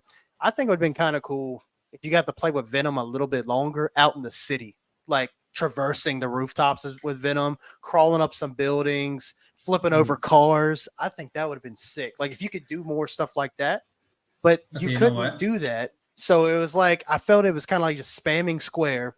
I get to Kraven, I spam Square some more, you kill Kraven, that's a wrap. That's just kind of what I felt. You know what? Let's compromise. How about that? Instead of it going a little bit longer, instead of killing a shit ton of Oscorp cards, like you kill a few, just a few, and then you get out of the tower, you kill Kraven, and then you flip over cars. Like you shorten the first section to have this other section. That I could have got behind. It's a bit more variety. I would have liked that. Yeah. Just imagine like zipping around like the city streets and just knocking, like running down the street and just knocking cars over, like blowing shit up, killing everybody that's around you. I think that'd been sick. I don't know how far they would go with that, but that would be really cool, and it would make me like Venom. Here's the thing. I don't know if you feel the same way or not, but like when I'm playing a game, if you ever have a character selection and one of the characters is a big brute, I never pick that character. Oh, yeah. I never pick a big ass dude. Like if I'm playing like a fighting game, I'm playing Mortal Kombat, I'm never picking a big ass guy. I feel like they move too slow. I like limber characters, and that's why I'm playing a Spider-Man, because he's got power and he's very limber. With Venom, I just feel like he's just strong and just a brute, like you said. I just feel like you can throw shit around, you can bash up against things, but that's like it. I feel like that combat section was just, it went on too long, in my opinion. Yeah. Now imagine a whole game like that. Yeah. I prefer, honestly, I can't believe I'm saying this. I prefer playing as MJ than doing that. I know that sounds bad. Aren't that bad. I can just see people. I can see people right now. Like, I can't believe you just said. I do this when I do. You go woke. You go woke. when I go to edit my videos, sometimes if I say something that sounds kind of controversial, I'll make a cut. I'll make a cut. No, I'll keep it. I'll make a cut, and then I'll insert. There's a little segment off of WWE, like back in the day. Do you remember Booker? Do you remember a guy named Booker T? I don't know if you watch wrestling. I don't watch wrestling at all. He's the one who goes, "Shut up, bitch." Is that one? That's The Rock. That's the only one I know. Yeah, that's The Rock. Okay. But there's one where Booker T, he's on the microphone and he's talking to The Rock, so he's actually talking to him in the scene. And he goes, "You didn't say that. Tell me you did not just say that. I'll put that in my video when I say some To stupid yourself. shit. Yeah, like you didn't say that. Like, because I can't believe what I'm saying. That I would rather Why are play people as- hating on those sections so much? what MJ? Yeah, why do people hate her so much? I don't know. I think her segments are really fun in this one. Actually, I enjoyed them. They're fun. Like people are like bitching that she's overpowered. Dude, would you rather have them like the one in the 2018 Spider-Man, where as soon as someone sees you, you have a cutscene of her going, "Oh shit," Yeah, and the game's over. No, I like it much Yeah. more here, where you have like actually a chance to either hide, or if Yeah. someone spots you, fucking get into his ass and fucking zap him. You know, I like it a lot. yeah. Well, see, like you can't make anybody happy, man. If she's a damsel in distress, it sucks. If she's over here with a web pistol, she's overpowered. Like, and I will agree. I think that it is kind of funny that when you play a Spider-Man and Miles, you can hit somebody like 10 times and they're not done. But with MJ, you zap them one time and that's a wrap. I do think that's a little funny. That's a but I mean it's a little that's a little funny though, to me. It is a little funny, but I don't know. Like it didn't really affect me all that. Like that last mission where you're trying to get the artifact. So Peter and Miles are distracting Venom at the very end, and you play as MJ and you go inside that symbiote cave and you go to get that. Yeah. And dude, that was like some straight up Last of Us shit, man. I wasn't even going there quiet. I was just going in there just freaking John Wick in there. Yeah, and going through there. It was fun. It was fun. You know what it was? That was fun. And you know what isn't fun? Playing as Venom. That's so all, I think it's your it's not fun. It's not. No, it's not. It's not. It's not. Yeah, no, it definitely. I think a lot of people overhype. Like I was seeing some guys like just losing their tits over this stuff, and it's like, man, it's like I like Venom, man. I do like Venom, but his gameplay is just, it's not fun. It's just but anyway, so is there anything else we're missing? Any other big story beats that we missed? You know what? I like the Haley mission. We didn't talk about that. Yeah, there's a reason why I didn't bring that up. It was fine. It was okay. It was not great. Like I mean, it's okay. Like I like how, I don't know. Maybe it's just me. I don't know. Lately, I've been going in a bit of a kind of an existential thing, right? Or I imagine, oh shit, like I'm getting a bit on a tangent here. I apologize, but it's just to contextualize why I enjoy this mission so much. It's kind of, I always imagine like how many things I've got. And then sometimes I get really afraid of how differently and how for the worse my life would be if I simply didn't have so many things that I take for granted. That's right. And this goes like a long way. In this case, I sometimes even think, okay, imagine being born blind or deaf, right? Imagine, and like being blind is pretty, like one of my worst nightmares, right? Like living in a world of darkness, that's terrible. Like, but even being deaf, that cannot be easy. And like what this game did with that side quest where you play as Haley, like a deaf girl, and you go on a little adventure, it kind of made me feel a bit better about it. Like not in the sense that, oh man, it's not a problem being deaf, but it's as if, you can still live, you can still have an enjoyable life, still with this disability. Like it's that, and that kind of, I don't know, it made me feel happy inside, made me feel warm, like seeing Haley, interact normally with people.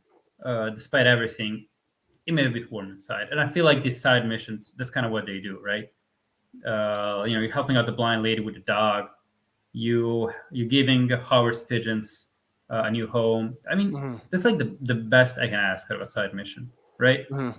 Because like you can't have them be too emotionally taxing. Otherwise, why isn't it just part of the main game? But if they're too monotonous, too boring, then why should I play them at all? Yeah. So I feel like this game plays like a good balancing act. I like what it did here. So, and that's all I'm going to say about them. Yeah. It was fun. I don't know. I guess I'm kind of in this boat of like, so me, like the MJ missions in 2018. I didn't like them. I didn't like them, but I didn't hate them either. You know what I mean? I was like in one of those boats. Like did I want to play as her? Not really, but it wasn't that big of a deal. It's just one of those things for me. Like when I'm playing a Spider-Man game, it's just hard for me to play as as anyone else besides Spider-Man. And like MJ is Mhm. kind of fine because it's like part of the Spider Squad, right? Right. Haley, I was fine with it. I didn't hate it. I thought it was an interesting mission, especially where you actually couldn't hear anything. And Yeah. the only sound that you got was like I think the DualSense controller made a couple of noises Ye- here and there. More than Um, noises, you get like a lot more vibrations. You get more half. Oh, yeah. You're right. You're right. And I thought that was a good touch. I thought it was, but I don't know. I was just like, okay, this is fun. I mean, I But don't really it's not even care, that but- long, right? No, it's not. It's Like not. it's so it's No, completely fine to me. Like it's inoffensive, right? Yeah, It's no, just yeah. I get what you're saying. It's okay. It's not bad. My favorite one by far was the helping this lady find her grandpa. I think that was my favorite side that was quest. nice. And what's funny, we were talking about different dialogue sections. It depends on which Spider-Man you're using at that time. Like, Oh, when you I didn't did- have Miles on that one? well, see, that's the thing. I was Miles when I did that mission, man. but you could do it as Peter, and it's really cool to see how both of them answer. Because when Peter is talking to the grandpa, Grandpa. he's asking them like, "How did you propose to your wife?" And the way Peter asked the question, you can tell he was asking because he was thinking about He's asking. taking notes. Yeah, thinking about asking MJ. And so when Miles is almost like just like the nephew who just like Mhm. listening to their grandpa tell a story. So it was like a really cool contrast to that with Peter like being at that Oh, point in his yeah. life where he's thinking about marriage and children and things like that. And Miles is still in high school, so he's still dealing with all that stuff at home and everything. And I thought that was my favorite mission because I just hearing him talk about his wife was very reminiscent on how I met my wife. Like, well, how I proposed to my wife. It's very similar. And so like I don't know, that one did like pull on some heartstrings. It didn't make me like cry or anything, but I was like, damn, this is really good. But then all the other missions were just like, like even Howard when he died, it was sad, but I was more like, I felt like But I the don't other linger one on was it too worse. much, right? Like it's not. That's why I like them so much. Even if you're not feeling them, like honestly, I'm gonna come clean. I didn't feel the grandpa mission so much. Like I get it, where some people like it, you include it. I didn't feel that as much, but see, like it's so short Yeah. that you cannot hate it, right? Mhm.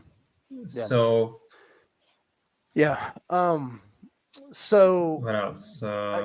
as far as like anything else, I thought the just kind of wrap this part of it, and then we'll Yes, kind of get the wrap it. final thoughts. But like, I thought the puzzles in this game were trash compared to the first game, and I'm not even gonna front to you. I may or may not have skipped a lot of these puzzles in this game. You can skip them. Yeah, you can skip them. Oh man, Yeah, you just hit start and skip puzzle. That's it. I did not. That's how proud of it they are. They just let you skip it. Yeah, dude. I just yeah. That's good. Yeah, like it makes you think like why can you even do them if you can skip all of them? But I don't know, man. I did a couple and I was like, okay, this is okay, I suppose. I didn't care for the ones in 2018, but those were okay. They're more tolerable. This shit's just stupid, and so I was just like, get this trash out of here. I'm ready to go back to play Spider-Man. Okay, I mean fair. I don't. Yeah, I'm not in love with them either. Like I honestly, like it proves a point that I didn't even remember them up until this point. Yeah. That how forgettable they are, and I don't dislike any of them. I even might have found you know which one I found slightly fun. The ones where you have like a bunch of empty hexagons and you have to put the right molecules or whatever they are. Like I said, it can be like a hydrogen thing or a plant thing, and they have to match their ends, their extremities have to match, and also you have to have that many molecules of that kind of that specific type. That kind of that was kind of fun, in the way that like the little games at the end of a newspaper are fun, right? So yeah, I'm not in love with them, but like which ones I really dislike? The ones where you have to blow, when you have to destroy little little molecules or something. Because like it's so easy that it's like they pretty much go on autopilot, but since you're going to autopilot, you make a mistake and you have to start from scratch. You're like, oh man, I hate this. Yeah. I wish I Yeah. could have known that I can just skip it. Yeah. But Yeah, if you just hit pause and then you can skip. I skipped probably like over you mean 50 options? options. Excuse me. Sorry, back in the 90s. It's been 10 years, dude. Yeah, I know. Sorry, hit options, and that'll put you on the pause menu, and then skip puzzle because those puzzles are trash. Anyway, so final thoughts on Spider-Man 2. What are you looking forward to next in the series? Spider-Man 3. Do you I think have to go deeper into it. I don't know. If it's more do you think they'll bring Daredevil into it at some point? oh god, that I don't care. Like honestly, like I don't think so. No, I don't. I don't. And if they do, okay. You know what? Sure, fine. If they do, I'm open to it because I'm open to anything because I trust these writers. Like whatever they do, do it. Because I've seen they're not perfect. They fumble here and there as we spoke, but they generally always deliver a good story, no matter what they tackle. So do it. Whatever, do whatever you want. I don't care. Yeah. Yeah. At this point, like we're pretty much through, like at least my favorite parts of a Spider-Man story, right? So we're through with Peter Parker have to face a difficult choice. We are through the symbiote part. We are through the part where Peter, gives a mantle to a new Spider-Man. So all my favorite, highlights of a Spider-Man story are already, ticked off. So I'm not like, dying to see the next one, but I'll play it for sure. Yeah. Because I really enjoy these stories and I enjoy this gameplay. So whatever you do it. And just have whatever. Yeah. What about you? I'm more or less the same. I think I'm still in the same boat I was before I started Spider-Man 2. I think obviously with Insomniac it's going to be quality, but I'm not hyped for it. I just don't really. I don't know, man. I was more hyped for God of War Ragnarok, and I feel like my opinion. That game. I feel like, well, see, that's the thing though, Jan. I need to play it again, but I feel like because my expectations were so high, I was let down with that game in a lot of ways. I was talking about that on my most recent video I posted on the channel where I did like a review for Spider-Man before we did this episode of the cast, and I talked about in it that I just wasn't hyped for it. I said I wasn't hyped for Spider-Man 2, and I said, but I was hyped for God of War Ragnarok. And when I finally got the game and I've completed it, I was kind of let down from it because I just felt like Ragnarok as a whole. We're not going to get into it here because we've talked about this already. If you guys want to check it out, we did a whole episode on God of War Ragnarok. Matter of fact, we did 2 first impressions and a review. We talked about it in that. I was kind of disappointed with the way things went. I felt like Ragnarok was kind of piss poor. I felt like the Atreus sections were too long. And I feel like because I was so excited for it, my feelings for it just really took a turn for the worse. I still think that game is a solid 8 out of 10, but it wasn't the 9 that I wanted it to be or the 10 that I wanted it to be. But Spider-Man 2, if I had to give it a rating out of 10, as far as quality goes, it's probably like a 9. Oh, damn. As far as a game goes, like as far as the story, when it comes to the characters in it, what they go through, it teeter-totters for me between a 7 and an 8 because I think that some of the things I don't really like Venom that much. I think I feel like with a character as big as him, I feel like he should have had more to do. This is what they should have done is I think you're more susceptible, and I think you're okay with it a bit more than me. I think they need to focus on one villain at a time and stop doing this multiple villains. You're fucking things up. You need to give these characters enough time. Venom needed his own game. Let me play with the symbiote for a little while. We know the story. Peter gets a symbiote. He's a piece of shit for a while. And then it goes to Eddie Brock or goes to Harry in this case.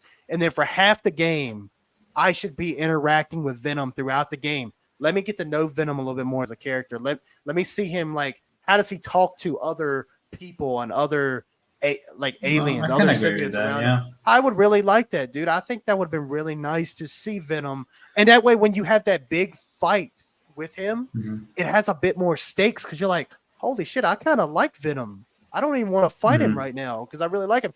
When I fought him in this one, I was just like, let's beat his ass. He's an asshole. Yeah. Look what he's doing. Let me care for, believe it or not, let me care for Venom a little bit. Like to the point where it's maybe not like him, but maybe like understand his point of view, maybe something like that. Like being very conflicted about, who is right. Yeah. And I think that's the best type of villains to have, man. Like think about the best villains in anything you've watched, whether it be anime, games, movies, TV shows. Like me and the wife just watched a show called The Fall of the House of Usher. It's on Netflix right now. And it's based off of Edgar Allan Poe's story, well, his poems. The Fall of the House of Usher. Yeah, Fall of the House Usher. Yeah, right. And so we're watching it, and there's a character in the show who's kind of like, she doesn't really come out and say who she is, but she's pretty much the Grim Reaper. She's essentially like the Grim Reaper. Mhm. And every character she comes across, they die. And so she's kind of like the antagonist of the show. And she says things that are very, very chilling, but because she's so charismatic, because her personality is so interesting, and hearing her talk and interacting with the characters around her, it's like we're not supposed to be rooting for her because technically she's letting these people die. But it's like when she's on screen, I'm like, I can't take my eyes off her performance. And I think when you have a guy like Tony Todd's a legend who's voicing and doing the motion capture for Venom. When you have a guy like that, I really wanted a little bit more. I think it would have been nice to see him a little bit more, interact with Peter and Miles a little bit more. Hell, give me some more communication between Harry and Venom, right? Because Harry still has conflictions too. Like Harry, yeah, he wants the symbiote because he's dying, and he believes the symbiote's keeping him alive, which little do they know that it's killing it from the inside too, but it is curing the cancer in his body Like or whatever it physically, is. yeah. Yeah. Like I would have liked to have seen those conversations. Look, maybe like Harry's telling Venom, like, don't hurt Peter. And Venom's like, I'll do whatever the fuck I want to. You can't stop me. And Harry's like, no, you're in my body. You're not going to do that. Like, it would have been cool to see that back and forth. I kind of, I agree with we that. didn't get it. We didn't get it. I'm a little sad. That would have been cool. Yeah, instead of going like straight to kind of Web of Shadows, like Yeah, Web of Shadows. That's perfect. Perfect example. Like, yeah. No, I'm thinking about the ending though. Like it's the same thing. Like Same symbiotes ravaging everywhere. Yeah, same exact thing. Yeah, and not that that's bad. I'm not saying it's really bad, but again, we've seen it before, and I think I would have liked just to see, give me more of a reason, maybe to like Venom a little bit, like, and not even like him in a sense where I want him to win the fight between Spider-Man, but just when we do fight him, it's a bit more. I don't know. It's fulfilling because you said how you started because I was letting you give your thoughts on it before I gave my thoughts. The first thing you said was the ending of the game was satisfying. I wasn't satisfied. I didn't feel satisfied. Yeah, you said satisfied. That's the word you used. No. I said that the game as a whole left me satisfied. Oh, okay. That's no. I was talking about the ending was kind of weak. That's one of the things we agreed on. No, I agree with you there. I think the game as a whole is satisfying. The combat, the web wings, the swinging around the city, the character models, the suits. The side activities, a lot of those are pretty decent. They're not great. They're not Red Dead 2 side quests, baby. You need to play that so we can talk about it. I'll know when I play it. Dude, I mean, but yeah, so look, all in all, I think we got some good thoughts on it. I think we're definitely going to play Spider-Man 3. And any kind of DLC, any kind of standalone spin-off, we're going to play it. But not super excited for it. But each one is getting an episode, yeah. Of course, we got even they released like a 1 hour DLC, man. We're going to talk about that for like freaking 3 episodes, dude. Yeah. Let's do it. So anyway, I think that's all my thoughts on Spider-Man. Unless there's anything else, Jan, you'd like to add. I know we're kind of getting to the back half of the show here. So Alan Wake 2. Alan Wake 2 came out October 27th or 28th, one of those days. Me and Jan have put in a little bit of time into it. We're around the same spot. He's a little bit past me. But I think we got a pretty good understanding of the game so far. So would you like me to go first? Or would you like to go first, Jan? Given your first thoughts? No, you go first. I went first with Spider-Man. You go first with Alan Wake. I love it. I love it. I love this game so far. I think it's honestly, it's perfect right now. Nothing has made me not like it. So one of the things I said about Resident Evil 4 remake when we were talking about it here on the show, I love the atmosphere. The atmosphere in Resident Evil 4 is some of the best, besides Resident Evil 2, when you're walking through the police station. I thought Resident Evil 4, when it came to just like the environments, the sound design, thought it was beautiful. This game is, I think, it might not be as good as far as environments, but it's pretty damn close. Like playing as Saga Anderson. So that's the first girl you play as in the game. She's an FBI agent. And her partner is Alex Casey, which is not the Alex Casey that Alan had written, but his name is Alex Casey. But which there might be, I think they're doing something with that. I think so. I think so too. There is. I think so too. Yeah. But when you're playing as her, even like some of the areas you walk in, because you're mostly in a wooded area, I was getting Mhm. serious RE4 vibes. And I mean, I think we both know here. I mean, golly, Jan's platinum the game, and I commend you for that because I haven't even done that. We love RE4 over here. I love Oh, Resident hell Evil yeah. 4. It's one of my favorites. It's probably not my favorite, but it's one of my favorites. And It's I up was there. getting serious vibes from it. I love the shooting mechanics. It's so satisfying to shine your flashlight and get a headshot in this game. Like it was satisfying in the first one, but I like it here because it just has that improved, like it has that same like RE style to it, the way the third person shooting is. It's much heavier. Like it has much Very. more oomph. Yeah, It's Yeah. super arcadey in the first one. yeah, it is. Because I played that just recently actually, but yeah, like it has more of an arcade vibe to it. This one feels more weighty. So far, I think with Saga, I have the most weapons with her right now. I have the pistol that she already Mhm. has, and then I have the shotgun, the short barrel shotgun. I just got the crossbow like a mission or And it so was ago. fun as hell. Yeah, And upgrade it's that, dude. I actually just I actually have a gameplay that I was going to post up on one of our socials, but I didn't get around to it. But it's a scene where I got to the carnival section or the coffee land or coffee Mhm. world or whatever, and there's I wouldn't call it like a carousel, but it's like spinning around. I walk up to this ride and I go up to the platform, and this guy just pokes his head up out of the Oh, it's where you little- get the screwdriver. yeah. Yeah, and yeah. I he know pokes what his you're head talking- up. It's like yeah. And he killed me the first time. He killed me the Mhm. first time because I could not get an angle on him. So I came back to him again. And as soon as he popped his head out, I had the crossbow and I one-shotted him. And man, Yeah. it was one of the most satisfying kills that I've done in a game in a long time. So, but yeah, like atmosphere, sound design, like stepping on leaves, like you hear the leaves crunching under your feet when you're walking. The wind's blowing, you see the trees moving a little bit. This game looks beautiful. People are saying on PS5 it looks like shit. What are you playing? And what are you playing on? My game is I'm playing on a 4K TV. It's 60 hertz, so it's not like the best refresh rate. But I think the game looks absolutely like amazing. Like Oh, it yeah. looks amazing. And I'm super intrigued by what's going on with the spoiler warning, by the way, if you guys don't know much about it, which I know the story is kind of a little over there, but super interesting with the Cult of Tree. You don't really know much about that, but you do see Nightingale from the first game, Robert Nightingale, who's kind of like an antagonist of the first game, chasing Alan Yeah. around, and then you fight him. That's like the first boss fight in this All right, game. that's enough. HP Lovecraft. You gotta- Yeah. That's right. Yeah. So, and I thought that was awesome. That first fight scene, dude, that was scary, man. You're in the woods and he's Dude. phasing around, and I thought that was great. I was sold on this game from the jump because I thought the gameplays that I saw were like really impressive. But getting your hands on it, walking through these wooded areas, coming into contact with some of these like Taken, a lot of these Taken are like they'll just pop up on you. You like when you're playing as Alan, when you go to the New York space, it's not really New York, but it's you're essentially Dark in the place. yeah. When you're there, you'll be walking past shadows and they're going, Alan, wait. Man. As you're passing, it's like, dude, that shit's still so scary, you know? Yeah, no. I love it. I'm really enjoying it. I'm glad you're liking it so much. I think it's like honestly, man, it's really refreshing to play this because I feel like the past few games I've played, I've either felt kind of samey or they were kind of like cut and dry. You know, like nothing on Assassin's Creed Mirage. That's a good game, but it's kind of cut and dry. I've played it before.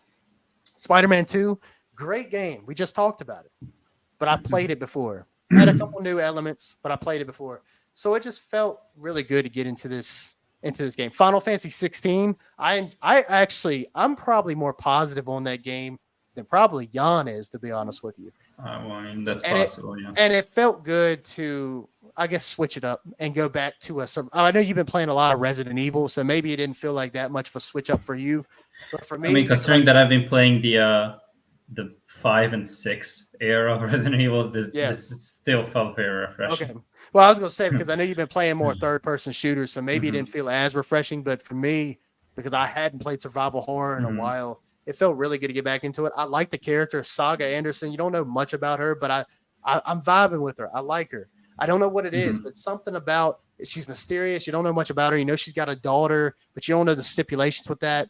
I feel like there's something bigger with that, and I think there is something bigger with her character. They're obviously, you know, And like then Alan is just mysterious and vague as ever when he's reading from his Mhm. manuscript.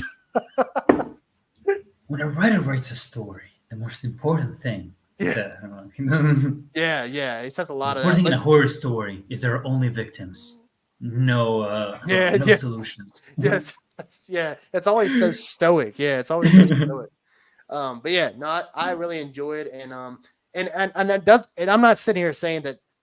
Right now, I think I like the saga sections a little bit more. Right now, I don't know why. Okay. I think they Mhm. feel more action heavy. So it's like I feel like I'm shooting a lot more with her, and that might be why I'm leaning more towards her. But Alan has definitely more of that horror centered feeling, kind of like from the first game, because the first game's not a scary game, but some of the sections Yeah. were definitely haunting. So I'm into it. I like it, and I'm excited to see it through. I'm enjoying it. Man, I mean, it's rare that we see Dylan being so positive or something. I'm really happy. You know what? So my opinion has kind of flipped. Whereas up until like yesterday ish, I was ready to kind of bash this game. I wouldn't really bash it, but like say that I wasn't enjoying it. But like I played it a bit more. I played it a handful today, and now I like it. I like it much more now. I feel like so okay, everything you said, I pretty much agree on with most of the things. I really like the story. It's very cerebral. It's very surreal. Mm-hmm. Like it's abstract and obtuse, but it's I mean not obtuse, but it's very unconventional. Mm-hmm. But it's not too much out there, right? Yeah. It's not like a game. It's not like I don't know, fucking Five Nights at Freddy's or shit like that. Where like the lore is so much out there, and you need like a bunch of YouTube explain videos to figure out what's going on. Mhm. Like it's still it's enough to keep you going, to keep you on the same page, right? Mhm. Use no pun intended. But Mhm. and the world, yeah, as you said, like technically, I don't know how this game is a marvel, right? So like the sound design, the way everything looks, the way everything feels, like this place looks fantastic, and you can interact with so many things, and it feels so natural. Yeah. Um, Dude. the dialogues are so weird, and I Yeah. love them. I love it. Mhm. The way that Alex Casey talks, like this guy, I'm just waiting for the bigger. Like this guy, man, I hate the outdoors. So much sky. What's this guy on about? Yeah. Right.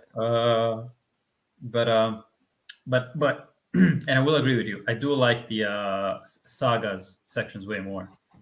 But I'm actually I kind of don't want to play as Alan. I'm gonna tell you, I kind of. Yeah. First off, this game is scary. It's so scary, like too spooky for me, honestly. Like I played it at like 11 p.m. and I was like, man, I was spooked as hell. I was not Right. having a good time. Like, yeah, I Really? was not having a good time. Yeah. Like when I was playing as the Alan Wake section, where like there's a bunch of shadows, and there's some fake shadows. Well, not fake, but like non-hostile. Yeah. All they do is make you waste battery Yeah. life. Yeah. And yeah, I mean, dude, I was out of battery all the time because I was so jumpy because like Yeah. like as soon as this guy's going, Alan Wake, I was like, oh shit, where the fuck is there? Yeah. Right. Yeah. Yeah. But it started to get a little bit obnoxious with the jump scares.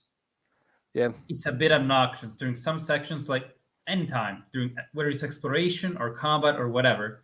Like you're walking through some place, and then all of a sudden you get like these scary faces and like a Vader light nose going, oh, blah, blah, blah, blah, blah. Yeah. Yeah. And, Yeah. so that's kind of it was scary the first like what 20 times, then it started getting obnoxious. Yeah. And I haven't really seen it. I haven't really seen that too many times. Like I've only had like, right now. I mean, I know you're a little bit farther, but not too much farther. So Uh-huh. I don't know. I don't know. Like, is it? It's not based on difficulty, is it? I mean, because I look normal. Okay, I mean, me too. So it's like I've only maybe seen it like 5 times. Maybe. You know what? Maybe probably I've seen it only like one time more than you have. But I don't know. Maybe I just don't like it. Okay, that's fair. Also, yeah, music is great, but like the sound design in general is great.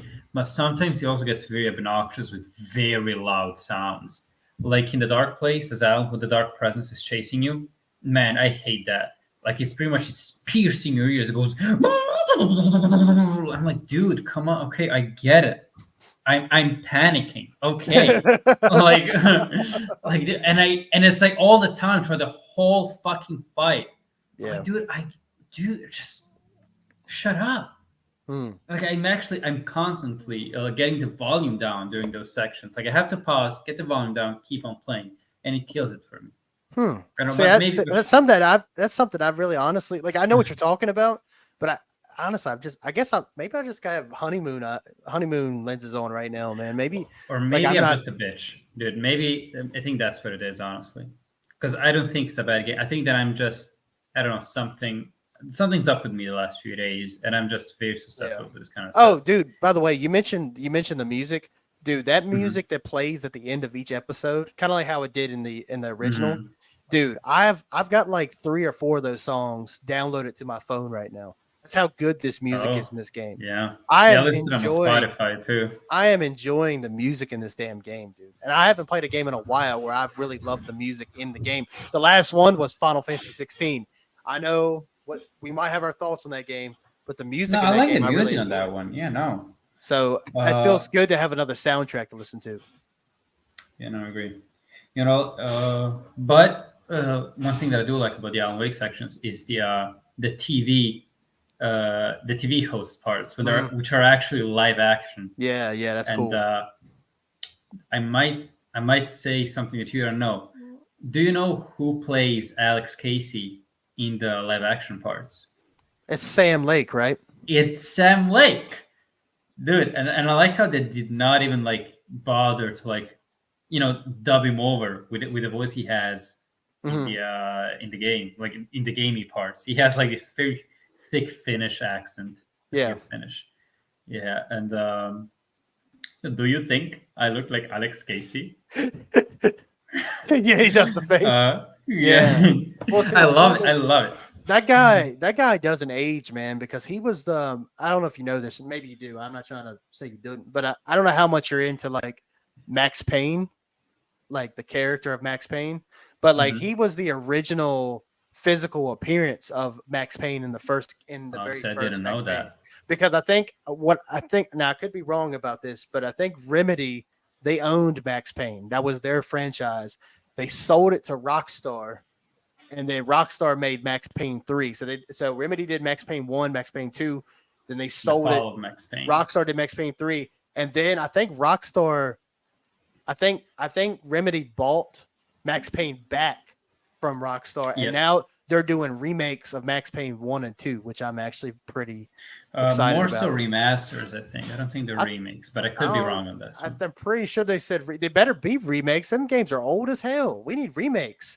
I know we just got the Metal Gear Solid collection, so I mean, I guess you could maybe do that. But I'm pretty sure they're remakes, though. But just check me on that just to make sure. I'm looking it up. Oh, you're right. They are talking about remakes. You are right.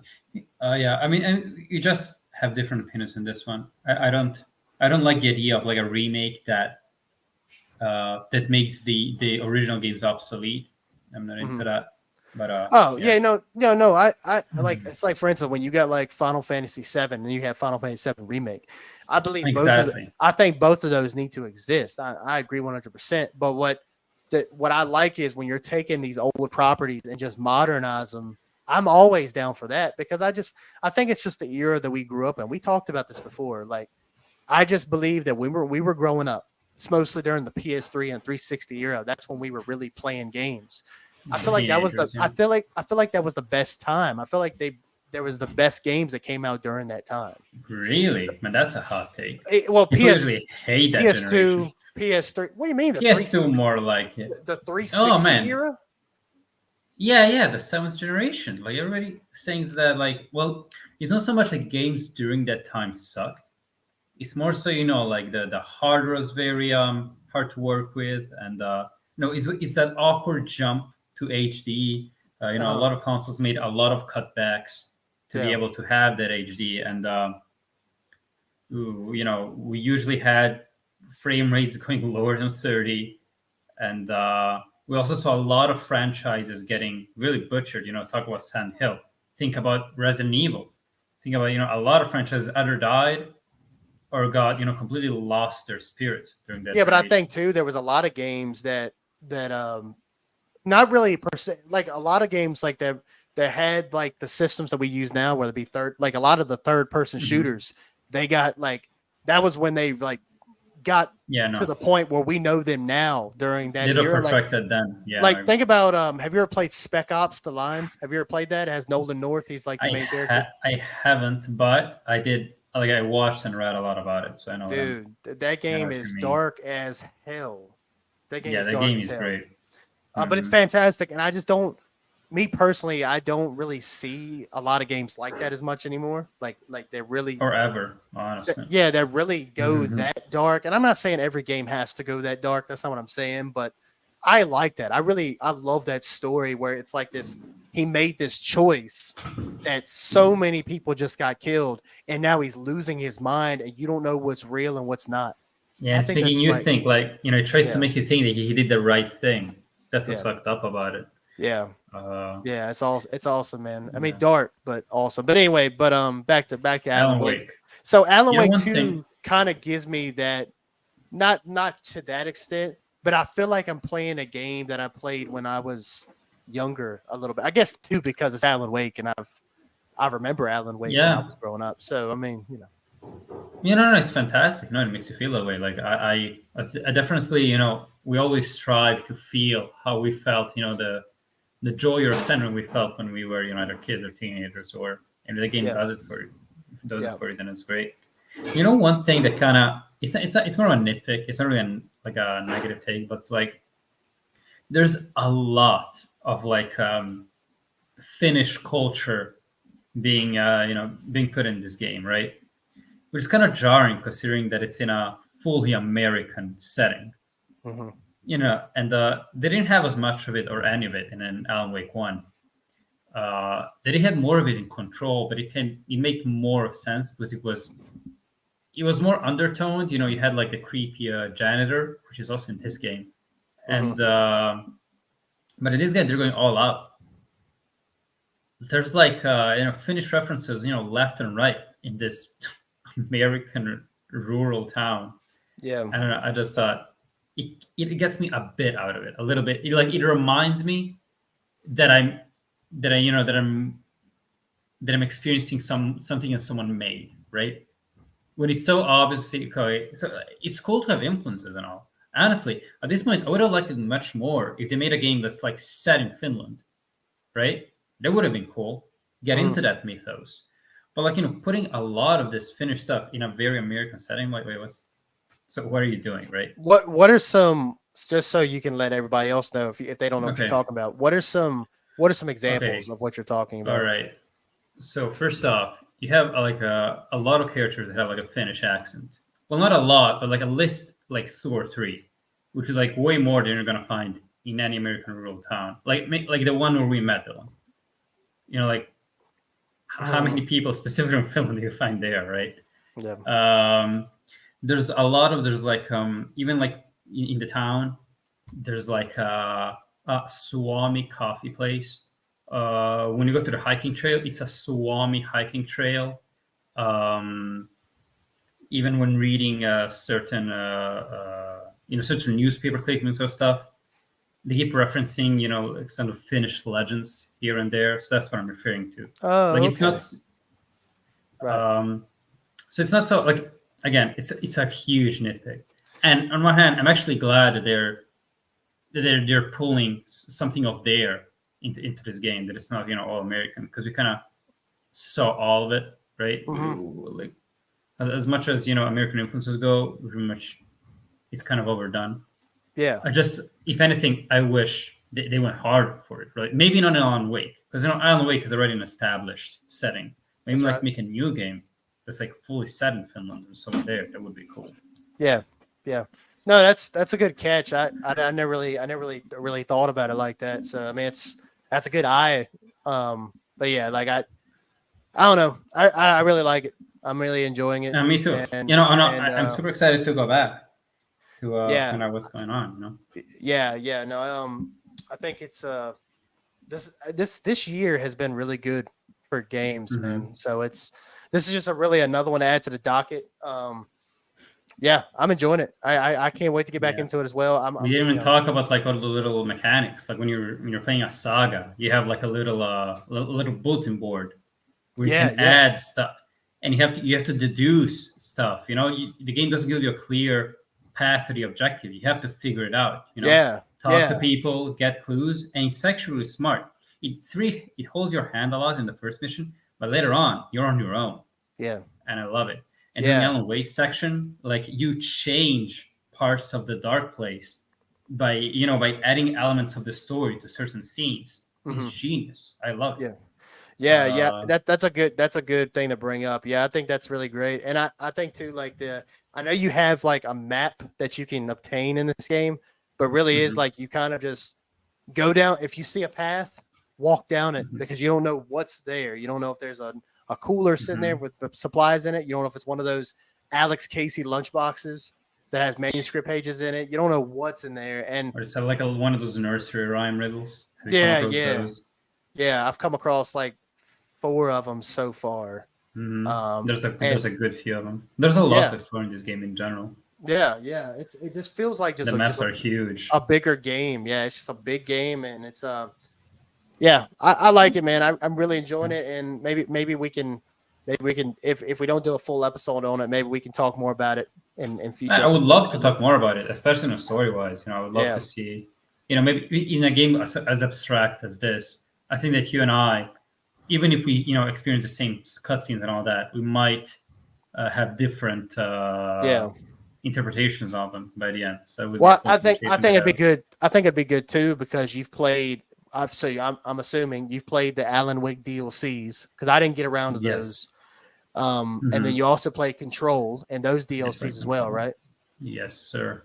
So you're really caught up on that. So whatever I'm missing, it'll be good for you to be able to fill in the blanks if you can remember anything. That is, I know it's a lot going on, but and on your end, you can fill me in on Max Payne because I didn't play those, and I didn't want to spoil myself. But like while browsing YouTube, I saw a video that says every cutscene that references the return of Max Payne in Alan Wake 2. And I'm like, dude, what? So they're like making like a huge, and I saw like in articles, they're talking about how Alan Wake 2 pretty much confirms that all of Remedy's games are in one huge universe. Yeah. Which makes sense because like the FBC gets mentioned in this game. Yeah. I think Alan Wake and Control are definitely obviously they're connected. Obviously, I've seen like the cutscenes of what the DLC is about. I just haven't played them, so they're connected. But they made another game called Quantum Break, and that's on Xbox and Steam, and that also has a lot to do with like time travel, time manipulation, things like that. So, but it's really cool though that the main character of Quantum Break, I don't know if you know this or not, but the main character of Quantum Break is an Alan Wake, but he plays a different character. It's the same actor, but just like it's a different different character. So, but I don't know if they're maybe going to try Sam Lake. Yeah. But I don't know if they're going to try to do something with that and maybe try to like, maybe say that this version of Bright Falls and everything else is like it's just a straight up figment of Alan's imagination, and that maybe this guy from Quantum Break is actually just this guy just reincarnated or something. They'll probably do some weird shit. Or everything is like a huge Night Springs episode. Yes, that'd be wild. We're getting a DLC on that. Yeah, I saw that. That's gonna be wild. But anyway, I think that's all I got on it, man. I'm excited for it. I'm excited. I'm satisfied too. And I think this will be my game I play for at least halfway through November, and then after that, we're going to be in a little bit of a dry spell when it comes to games. So there's a lot of stuff to catch up on. A lot of stuff. I got a lot of stuff to catch up on, but I think as far as new releases, I think the next big one is Avatar. But I don't even know if I'm really into that because I haven't watched the Pandora one. I'm not even playing that. I'm going to tell you that right now. But anyway, well, I mean, if there's nothing, is there anything else we want to talk about with Alan Wake, Spider-Man, anything like that? We'll get ready to get on out of here. That's it. I think I'm all talked up. Yeah, I think I am too, man. There's a lot of information, a lot of info. But But yeah, well, all right. Well, I guess we'll stop right there. But yeah, we I think we're pretty positive on Alan Wake. We're going to play more of that. Maybe we'll do another episode and talk more about specific spoilers, things like that. But I hope you guys enjoyed the episode as always. What are your thoughts on Spider-Man 2 and Alan Wake 2? It's crazy. Alan Wake 2, Spider-Man 2. We're getting great sequels. Back to back. Great games. So what are your thoughts on that? Definitely check out the channel. We're putting reviews up all the time. I might even do a first impressions video of Alan Wake on there as well. So be looking out for that. But yeah, Jan, you got anything you want to say to the people before we get on out of here? Oh, well, in a podcast, there are never like satisfying conclusive thoughts. So yeah, that's all I gotta say. Good Brought night, to everybody. you by Sam Lake Brother by Sam Lake. or Alex Casey. In the latest episode of Night Springs. Yeah. But all right. Well, that was good. That was beautiful. Thank you guys for watching. As usual, don't forget to like, subscribe to the channel, and we'll be back with episode 37 in a couple weeks. We're not sure what we're going to be talking about yet. We're going to be discussing that, see where we're going to go from there. But Probably Alan Wake at this point, right? yeah, maybe. But with that being said, we'll see you in the next one. Stay dead, my friends.